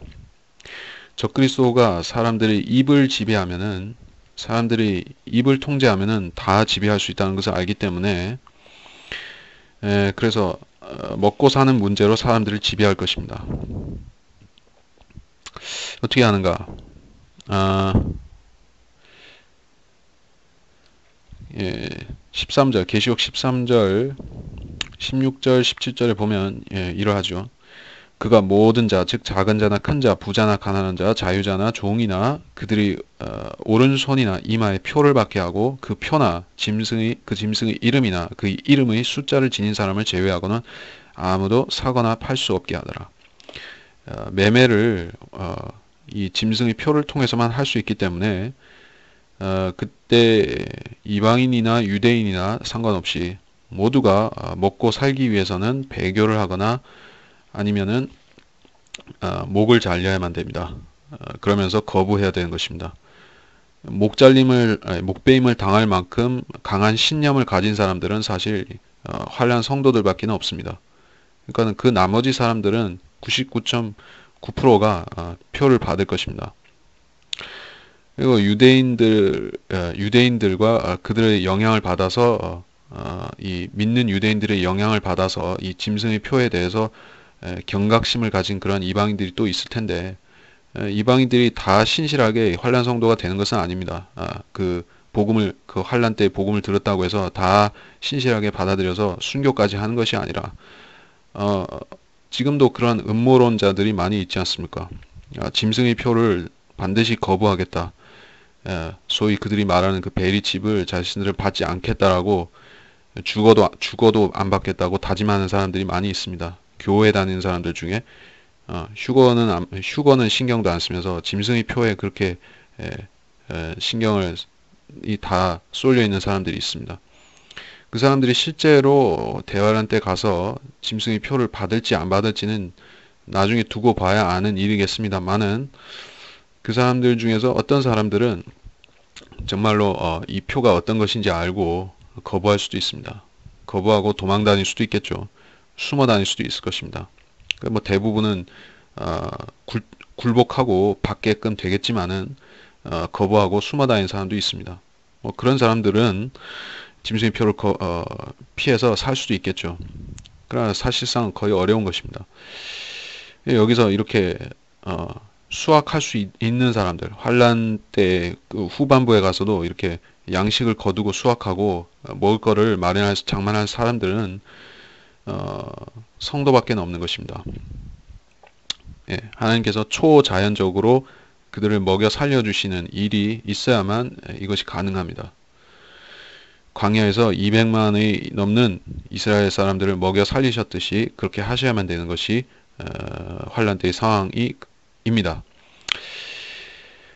그런데 그 환란 성도들 가운데서도 반이 짜게지는 것입니다. 문자적으로 50%가 휴거되고 50%가 못 된다 하는 의미는 아니겠습니다. 근데 우리가 흔히 말하듯이 확률은 반반이다, 반반이다 라고 하는 그 정도 의미가 되겠죠. 환란 때 신실하게 예수 그리스도를 끝까지 믿었던 사람들은 휴거를 받겠지만은 실패할 확률도 역시 반반이라는 것입니다. 우리 구원과 비교해 보면 환란 때의 구원하고 다르죠. 우리는 50%를 믿는 것이 아닙니다.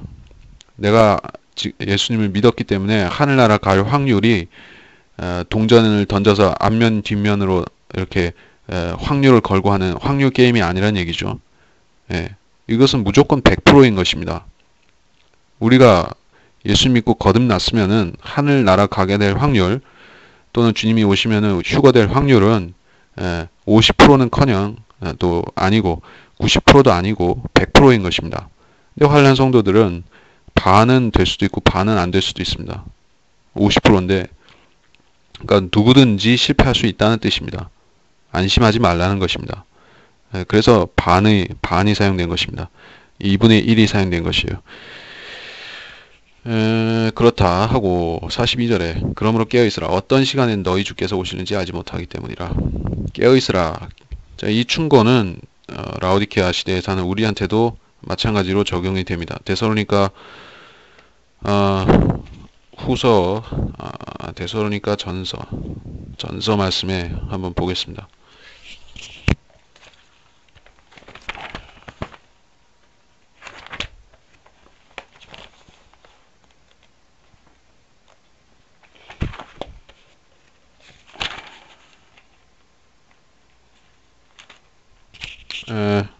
깨어있으라는 말씀이 5장 데살로니가 전서 5장입니다. 6절부터 그러므로 우리는 다른 사람들과 같이 자지 말고 깨어있어 정신을 차리자. 이는 자는 자들은 밤에 자고 술 취하는 자들은 밤에 취하기 때문이라. 이는 자는 자들은 밤에 자고 술 취하는 자들은 밤에 취하기 때문이라. 그러나 우리는 낮에 속하니 정신을 차리고 믿음과 사랑의 흉배를 붙이고 구원의 소망인 투구를 쓰자. 이는 하나님께서 우리가 진노를 받도록 정해놓으신 것이 아니라 우리 주 예수 그리스도를 통하여 구원을 받게 하셨기 때문이라. 구원을 받게 하셨기 때문이라. 정해놓으신 것이 아니라 말씀하셨습니다. 진노를 받도록 정해놓으신 것이 아니다 말씀하셨습니다. 그러니까 우리한테는 성령의 보증이 있습니다. 인침을 받은 것이요. 환란 때 인침이 있지만은 이마에 그 하나님이 인을 받지 도장을 받지만은 그거는 지워질 수도 있습니다. 근데 우리가 받은 이 도장은 지워지지 않는 인인 것입니다. 우리한테는 구원의 보장이 있습니다. 그래서 우리가 깨어 있어야 되는 이유가 무엇인가? 그러니까 깨어 있어야 되는 이유는 우리는 구원을 받았기 때문에 우리한테는 진노를 쏟아붓지 않고 우리는 휴거 받도록 우리는 정해 놓으셨기 때문에 우리는 깨어서 복음도 전하고 진리 지식을 가르쳐야 된다 하는 말씀입니다. 예, 원인과 결과가 이게 분명히 나와 있죠. 원인이라는 것은 우리는 이미 환난 통과하지 않도록 하나님께서 정해 놓으셨기 때문에 우리는 진리를 전파해야 된다.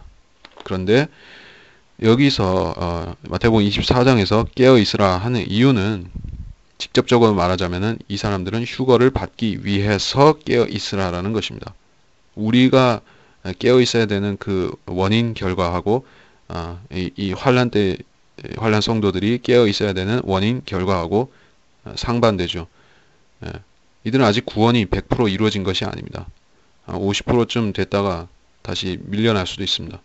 그러니까 이렇게 말씀하신 것이고 어떤 시간에 오시는지 알지 못한다. 우리한테 적용하면은 말도 안 되는 이야기가 될 수가 있죠. 주님이 어떤 시간에 오시는지 우리가 압니까? 하루 24시간 중에서 언제 오실지 우리가 어떻게 합니까? 그 시간은 고사하고 날짜와 달과 연도도 알 수가 없습니다. 그러면 우리가 어떻게 그 시간에 신경을 쓰고 살라는 말입니까? 하루 24시간 내내 주님께서 어떤 시간에 오실까? 9시에 오실까? 10시에 오실까? 오늘 밤 자정에 오시는 것이 아닐까? 그렇게 노이로제에 걸려서 살라는 뜻입니까? 그런 것이 아닌데 여기서는 분명히 그 시간까지 신경을 쓰라는 얘기입니다. 우리한테 영적으로 적용해서 그 시간을 기다릴 필요는 없지만은 그냥 영적으로 깨어 있으면 된다 하는 그런 온건한 의미가 아니라 여기서는 실제로 환난 성도들 입장에서는 그 시간까지 끝까지 신실함을 지켜야만 된다는 그 말입니다. 우리한테 적용하면은 안 됩니다. 정말 이 시대 그리스도인한테 적용하면은 그 시간에 대해서 정말 깨어 있어야 되니까는 주님께서 새벽에 오실지도 모르니까는 뭐 아침에 오실 수도 있고 저녁에 오실 수도 있고 뭐 어떻게 되느냐 방법이 사실 없습니다. 기도원에 가서 살면서 철야 기도를 해야 됩니까? 그것도 아니고 휴거 시한부 종말론을 가르치는 단체에 가서 거기서 이 사람들이 거짓 계시와 이 방언들로 받은 그런 며칠 날에 오신다 하는 그런 예언을 받아서 그 시간을 표대로 해서 살아야 된다는 것입니까? 그런 의미가 아닙니다. 우리하고는 해당이 없습니다.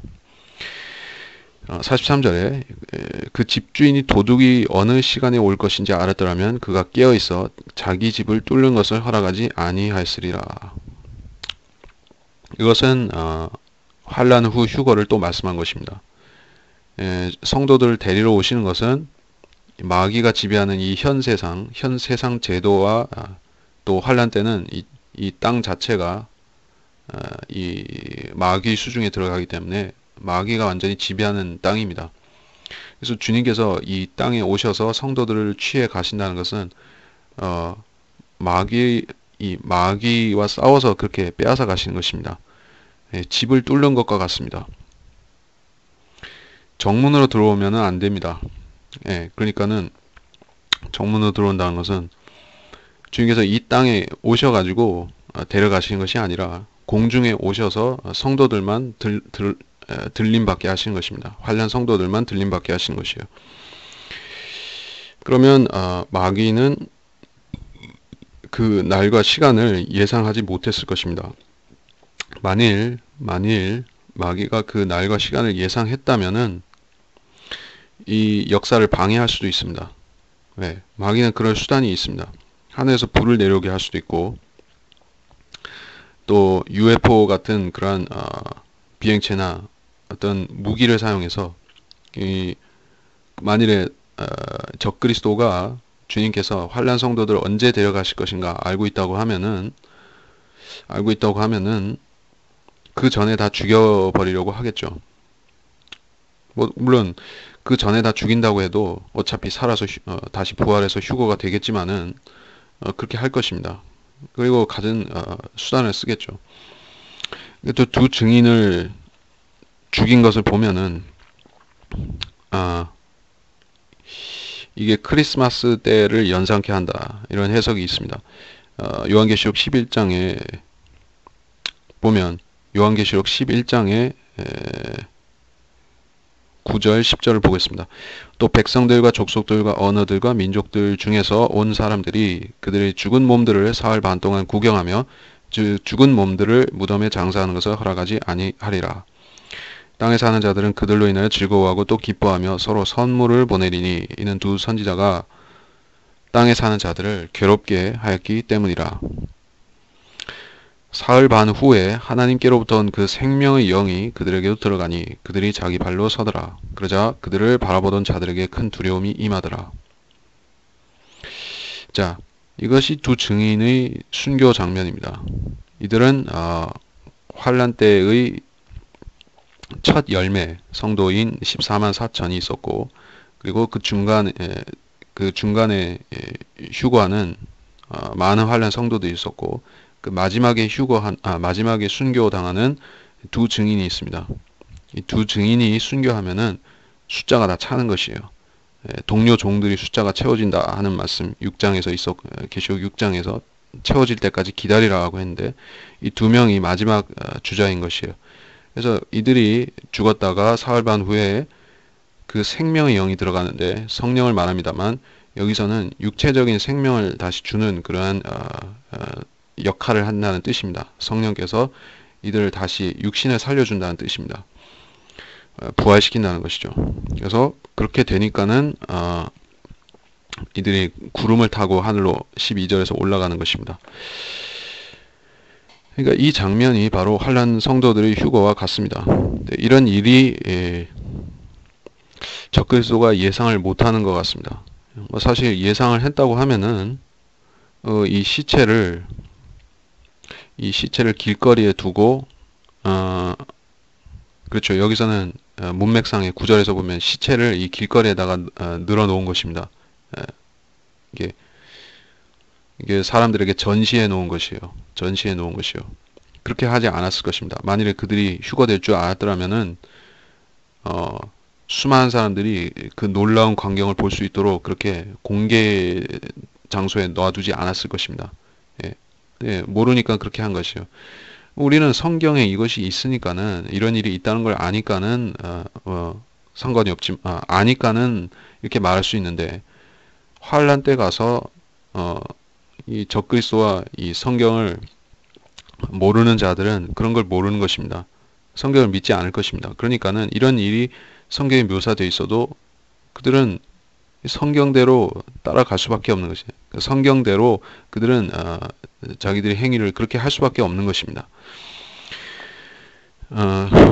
자, 그래서 이 집을 뚫는다는 것은 그런 의외성을 말하는 것입니다. 주님께서 환난 성도들을 데리러 오시는데 갑자기 오실 것이고, 이 두 증인이 사흘 낮과 사흘 밤을 채우면 사흘하고 반을 채우면은 그때 그들이 몸이 일어나면서 휴거가 될 것입니다. 그래서 사실은 그 그 두 증인이 사흘 반을 채우면은 환란 성도가 휴거된다. 그렇게 문자적으로 해석할 경우에 휴거의 시간을 환란 성도들의 휴거 시간을 예측할 수가 있습니다. 예측할 수가 있어요. 그 모세와 엘리야가 순교당하는 그 시각으로부터 사흘 반을 계산하면은 환란 성도들 휴거가 되겠죠. 근데 여기는 너희가 알지 못한다고 하셨기 때문에 이 환란 성도들의 휴거가 두 증인의 휴거와 약간의 시차를 가질 수도 있습니다. 동일한 시간은 아닐 수도 있습니다. 그러니까는 가령 말해서 환란 후 휴거가 한 몇 시간 동안에 걸쳐서 일어날 수도 있는 것이요. 왜 그럴 수밖에 없는 것이 주님께서 땅의 모든 지파들 30절에 그 지파들 앞에 하늘에 나타나셔서 이렇게 보여주셔야 되니까는 그렇게 되는 시간들을 고려하면은 휴거의 시간은 약간 유동적일 수가 있는 것입니다. 정확히 몇 시가 될지 모를 수도 있어요. 그런 점이 있고 그런 점이 있기 때문에 이 사람들은 우리하고 얼마나 다른가? 그러니까 환란 때 믿는 사람들은 우리하고 얼마나 다른가? 우리는 일단 구원 받았으면은 몇 시에 주님이 오셔가지고 휴거시키는 게 중요합니까? 전혀 안 중요한 것이죠. 예.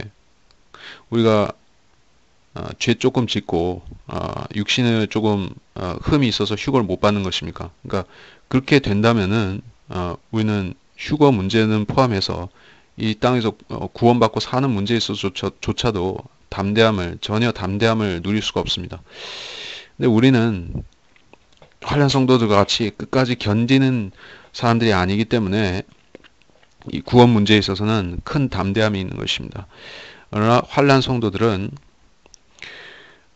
언제라도 배교할 수 있기 때문에 또 마음에 이 죄가 들어와서 어느 순간 배교할 수 있기 때문에 그 배교라는 것은 그 직접적으로 말해서 적그리스도의 짐승의 표를 받는 그것이 배교입니다. 그 배교를 언제라도 할 수가 있습니다. 예, 언제라도 할 수가 있어요.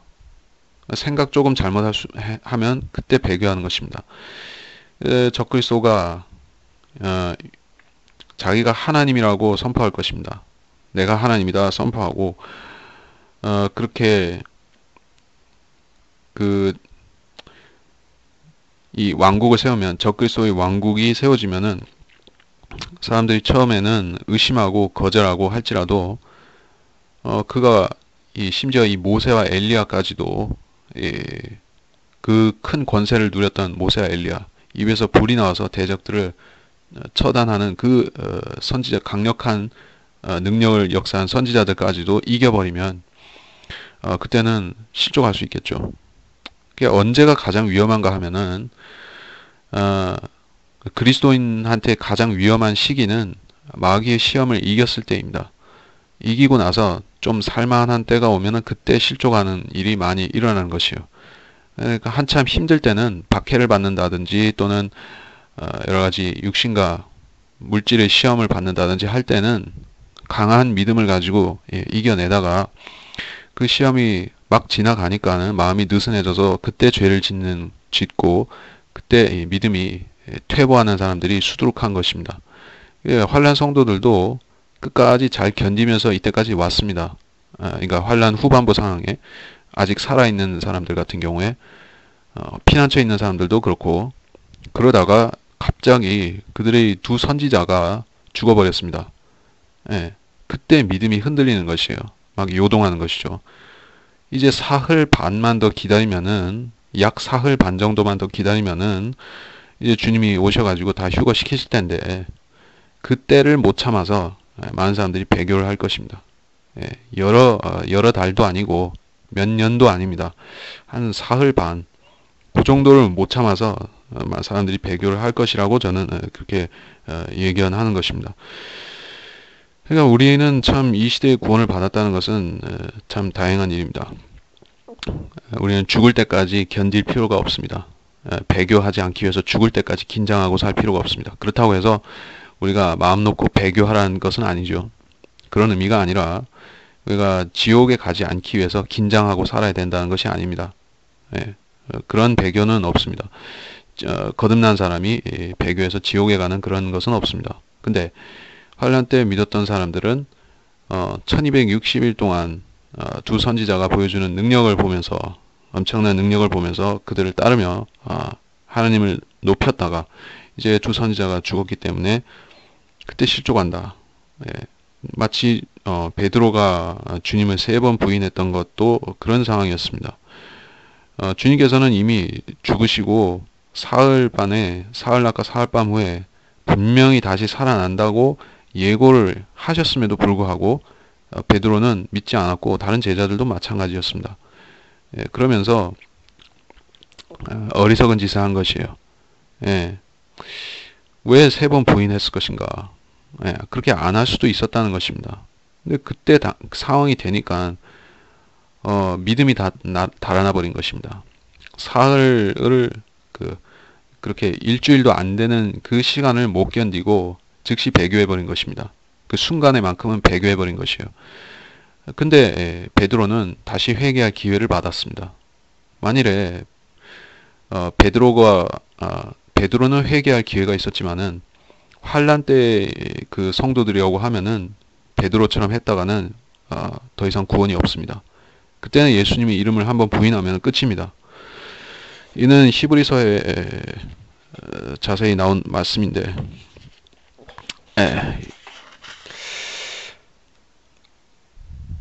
히브리서에 한 구절, 두 구절 보겠습니다. 세 구절 보겠습니다. 히브리서 10장 말씀인데, 히브리서 10장 37에서 39절 사이 말씀입니다. 조금 있으면 오실 이가 오시리니 지체하지 아니하시리라. 이제 의인은 믿음으로 말미암아 살리라. 그러나 누구라도 뒤로 물러나면 내 혼이 그를 기뻐하지 아니하리라. 그러나 우리는 뒤로 물러나서 멸망하게 될 자들에게 속하지 아니하였고 오히려 믿어 혼의 구원에까지 이르는 자들에게 속하였느니라. 자, 이것이 환난 성도에 대한 교리적인 말씀입니다. 두 증인을 따를 사람들이 그들이 지켜야 되는 말씀입니다. 조금 있으면, 문자적으로 조금 있으면입니다. 문자적으로 진짜 조금 있으면 오신다는 말씀입니다. 한 3, 4일 있으면 이제 오시는 그분이 오시는데 정말로 그때 사람들은 긴장해야 된다. 이제 의인은 믿음으로 말미암아 살리라. 이것은 구약적인 의인을 말하는 것이고 예수님의 피로 의롭게 돼서 다시는 지옥에 안 가는 그 의인을 말하지 않습니다. 행위가 필요한 의인입니다. 그래서 뒤로 물러나면 자기 붙잡고 있는 그 선함을 버리면 입장을 버리면 그는 멸망하는 자에 속하게 되는 것입니다. 내 혼이 그를 기뻐하지 아니하리라. 자, 하나님께서는 혼이 있습니다. 하나님의 본체가 하나님의 혼이죠. 그리고 또 하나님의 영이 있죠. 성령. 그리고 하나님께서 육신으로 나타나시면 예수님이 되시는 것이죠. 예수님으로 나타나시는 것이죠. 예, 하나님의 혼이 있다. 그를 기뻐하지 아니하리라. 하나님께서 그를 버리신다는 말입니다. 뒤로 물러나서 멸망하게 될 자들이 아니고 혼의 구원에까지 이르는 자들. 즉각적으로 혼의 구원을 받는 것이 아니라 혼의 구원에까지 어떤 과정을 밟아서 이르는 것이라고 말합니다.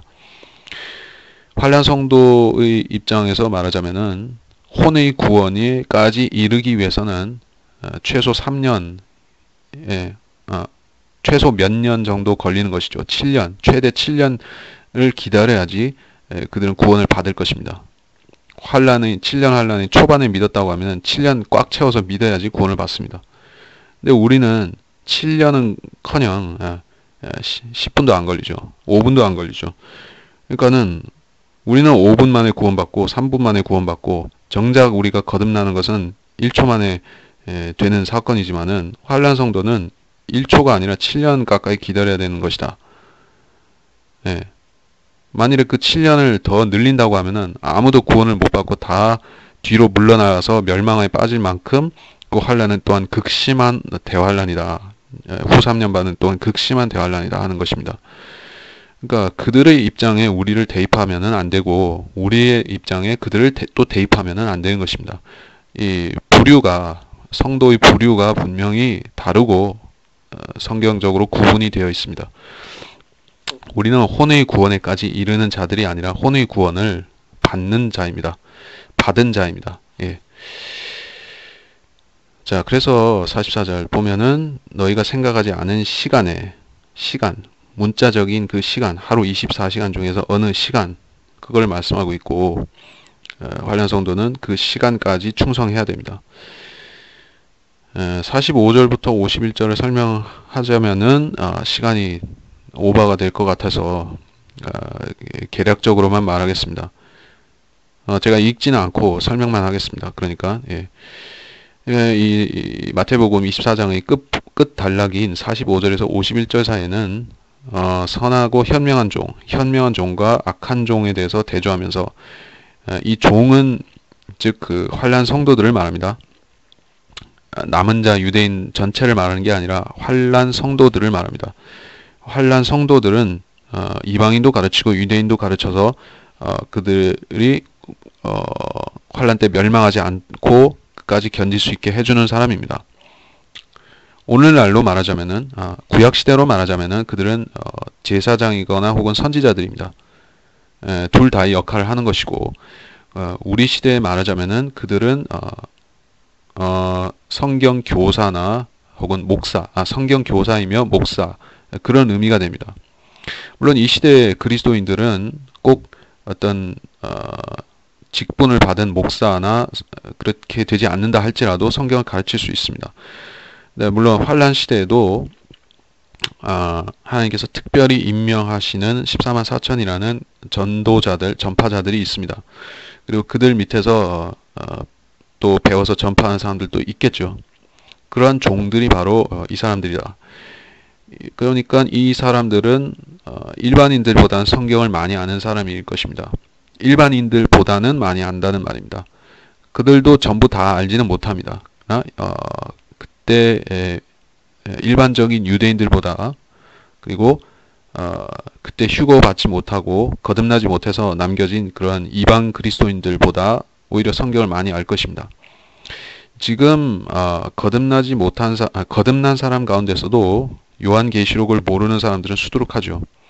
죽을 때까지 모르고 살다가 거듭났음에도 불구하고 죽을 때까지 요한계시록도 모르고 다니엘서도 모르고 휴거가 뭔지도 모르고 재림이 뭔지도 모르고 그냥 태평하게 살다가 죽을 수도 있겠죠.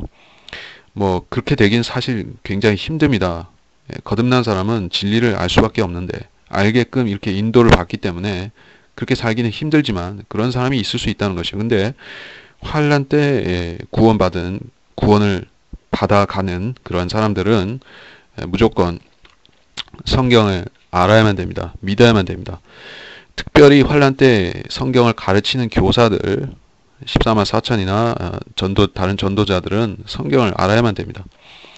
그래서 여기서 자기 집을 다스릴 자로 세워 45절에서 양식을 나눠준다고 한 이 현명한 종은 그런 훌륭한 사역자를 말하는 것이요. 46절에 그의 주인이 와서 종이 그렇게 하고 있는 걸 보리니 종은 복이 있다. 이게 뭘 말씀하시는 것이겠습니까?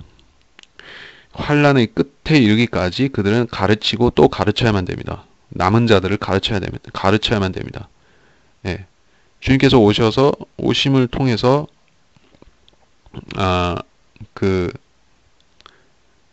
유대인들이 환란 후 휴거 때 또 그들이 주님을 보고 통곡하고 회심하고 그러나 남겨질 것입니다. 그리고 환란 성도들은 올라간다는 것이에요. 그러니까는 바톤 체인지 같은 것을 우리가 생각합니다. 바톤 체인지가 된다. 환란의 환란 후 휴거가 있을 때까지는 환란 성도들이 계속 가르치고 전파하고 이적도 보이고 이렇게 하는데 그들이 휴거되고 더 이상 없으면은 그때부터는 남은 유대인들한테 이 바톤이 넘어가는 것이요. 성경을 알아야 되는데 성경을 그러니까 가르쳐야 되는 것입니다. 가르치고 그들한테 전수시켜 줘야만 되는 거예요. 유대인들한테 성경을 알도록 전수시켜 줘야만 되는 것입니다. 지식을. 그리고 환란 성도들 자체한테도 성경을 가르쳐야 되고 신실하게 가르쳐야만 됩니다. 끝까지 신실하게 가르쳐서 실족하지 않게 해야만 됩니다. 근데 여기서 뭐라고 말씀하고 있습니까?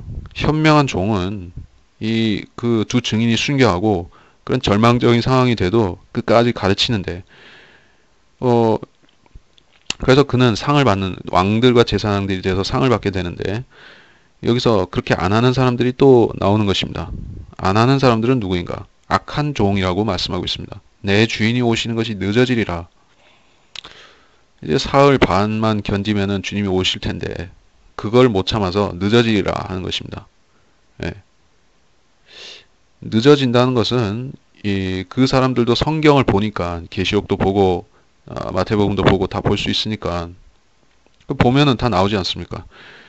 두 증인이 순교했다. 사흘 반 후에 그들의 생명의 영이 들어가고 주님이 구름 타고 오시겠구나. 그것도 다 나온다는 얘기죠. 다 나온 걸 보면서도 안 믿는 것이에요. 내 주인이 오시는 것이 늦어지리라. 이게 정말 불가사의한 일이 아닐 수가 없습니다. 오늘날도 사람들은 성경의 재림과 휴거와 교회 시대의 끝과 뭐 이런 것이 다 나와 있습니다. 그리고 시대의 징조들을 같이 보면은 도저히 재림이 100년 후에 있을 것이다. 50년 후에 있을 것이다. 이렇게는 상상할 수가 없습니다. 성경을 보면은 거의 다 보여주는 수준이죠. 이 세상 징조와 성경을 맞춰보면 거의 다 공개적으로 보여주는 수준입니다. 이제는 주님께서 언제 오셔도 이상할 것이 없는 그런 때가 되었지만 그런데 사람들은 여전히 말하는 것이요. 늦어지리라. 오시는 것이 늦어지리라. 한 50년 후에 오시리라. 한 100년 후에 오시리라. 심지어는 안 오시리라. 안 오신다라고도 하는 자들이 또 나오는 것입니다.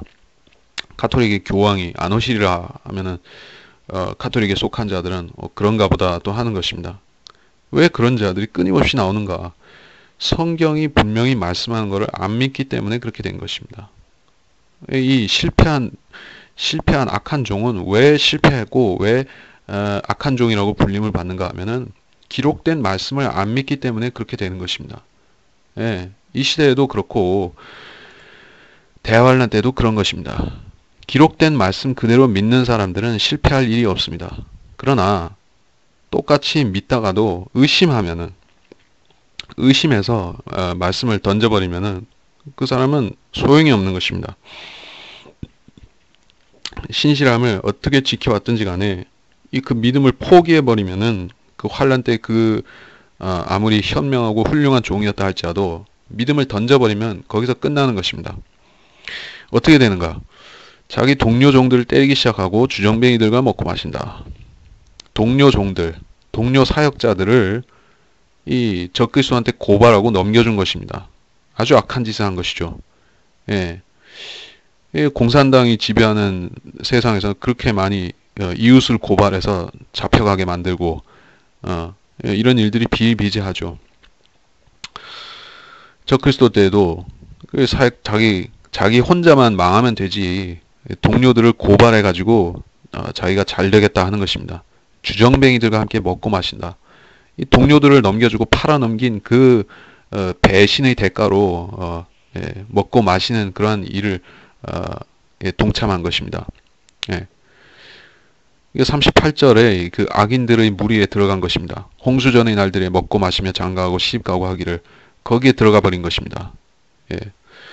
예, 요한계시록에 많이 나오죠. 한 구절을 보고 가도록 하겠습니다. 두어 구절을 보도록 하겠습니다. 18장에 보면은 땅의 상인들 18장에 보면은 계시록 18장에 보면은 상품들이 나옵니다. 12절에 계시록 18장 12절에 금과 은과 보석과 진주와 세마포와 자주색 옷감과 비단과 주홍색 옷감과 향목과 상아 제품, 목재 제품, 놋 제품, 철 제품, 대리석 제품, 계피, 향료, 유향, 포도주, 기름, 고운 가루, 밀, 짐승, 양, 마차, 말, 마차, 노예, 사람들의 혼들. 자, 이런 것들을 준다는 것입니다. 예. 지금 사람들이 가장 원하는 것들이 이것이죠. 예. 이 지상에서 마귀가 줄 수 있는 전부입니다. 예. 세상의 영화를 다 줄 수가 있습니다. 명예도 줄 수가 있고 부귀를 다 안겨줄 수가 있습니다. 마귀는 그런 것을 환란 끝까지 사람들을 미혹하는 데 쓰는 것입니다. 그러니까 환란 때 끝까지 견딘 사람들이 이 조금만 눈을 돌려보면은 아주 번쩍번쩍한 지금 이 대도시의 네온 사인들 네온 사인들 가운데서 이 십자가들이 그것을 거들고 있죠. 사람들이 화려한 것을 그 화려함 속에 있는 그 죄악들을 보지 못하고 거기로 불나방처럼 뛰어들면 어떤 결과가 초래됩니까? 사망이 찾아오죠. 질병이 찾아오죠. 근데 사람들은 거기서 뭔가 열매를 얻겠다고 뛰어들지만은 사망의 열매밖에는 이 죄의 열매밖에는 거둘 것이 없습니다. 네, 환란 때에도 이 악한 종은 결국에 배신하고 멸망으로 들어가는 것입니다. 종이 예기치 아니한 날, 그가 알지 못하는 시간, 예, 그는 더 늦어지리라고 말했기 때문에 그 날이 주님이 그 환란 후 휴거의 날인 줄을 몰랐습니다. 그리고 알지 못하는 시간, 그 날을 알지 못하는 시간은 더더욱이 알 수가 없습니다. 그 종의 주인이 오리니 이 종은 실패하고 배신했음에도 불구하고 아직까지는 주님께서는 그를 종의 자격으로서 벌하시려고 하는 것입니다. 하나님이 종인 환난 성도를 말합니다. 그러면 주인이 그를 갈라내어서 위선자들과 함께 그의 몫을 지우니 거기서 울며 이를 갈고 있으리라. 그는 환난 성도의 대오에서 탈락해서 더 이상 성도가 아니게 됩니다. 그리고 그는 천년왕국에 들어갈 수도 없습니다. 그는 이 거짓 선지자가 이 불못에 던져질 때 같이 지옥에 들어가는 것입니다. 천년왕국을 볼 수가 없습니다. 그렇게 말씀하셨고, 이렇게 해서 이 마태복음 24장을 전체 살펴보게 되었습니다. 주제가 대환란에 대한 예언이었고, 환란 성도들의 휴거가 이 후반부를 장식하고 있는 것을 보았습니다.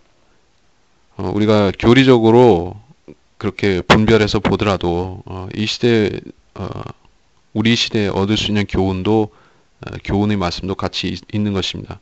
깨어있으라는 것은 우리한테는 구원의 조건은 되지 않지만 영적으로 깨어있는 것은 우리가 진리를 사모하고 진리 말씀을 전파할 수 있는 조건입니다. 깨어있지 못하면은 말씀을 전파하지 못하고 오히려 세상에 설득당해서 사는 것입니다. 세상에 설득당해서 세상이 원하는 것을 행하면서 그렇게 마귀의 종이 되어서 살 수도 있습니다. 깨어있지 못한 사람들은 라오디케아 시대에 라오디케아인들의 교회에 말씀하신 것 같이 벌거벗은 자가 되어서 영적으로 말해 벌거벗은 자가 되어서 수치를 입을 수 있는 것입니다. 하늘에 올라가고 성도는 될 수 있어도 상이 없는 것입니다. 그런 수치를 당하지 않기 위해서 우리는 이 예언의 말씀을 주의해서 우리의 행실을 바로잡고 믿음을 점검해야만 되는 것입니다. 그렇게 해서 하나님이 나라에 이르기까지 우리 믿음이 우리 혼과 영과 몸을 온전히 지켜서 하나님 앞에 점과 흠이 없는 성도로 발견되기에 힘써야 될 것입니다. 감사하며 이번 시간을 마치도록 하겠습니다.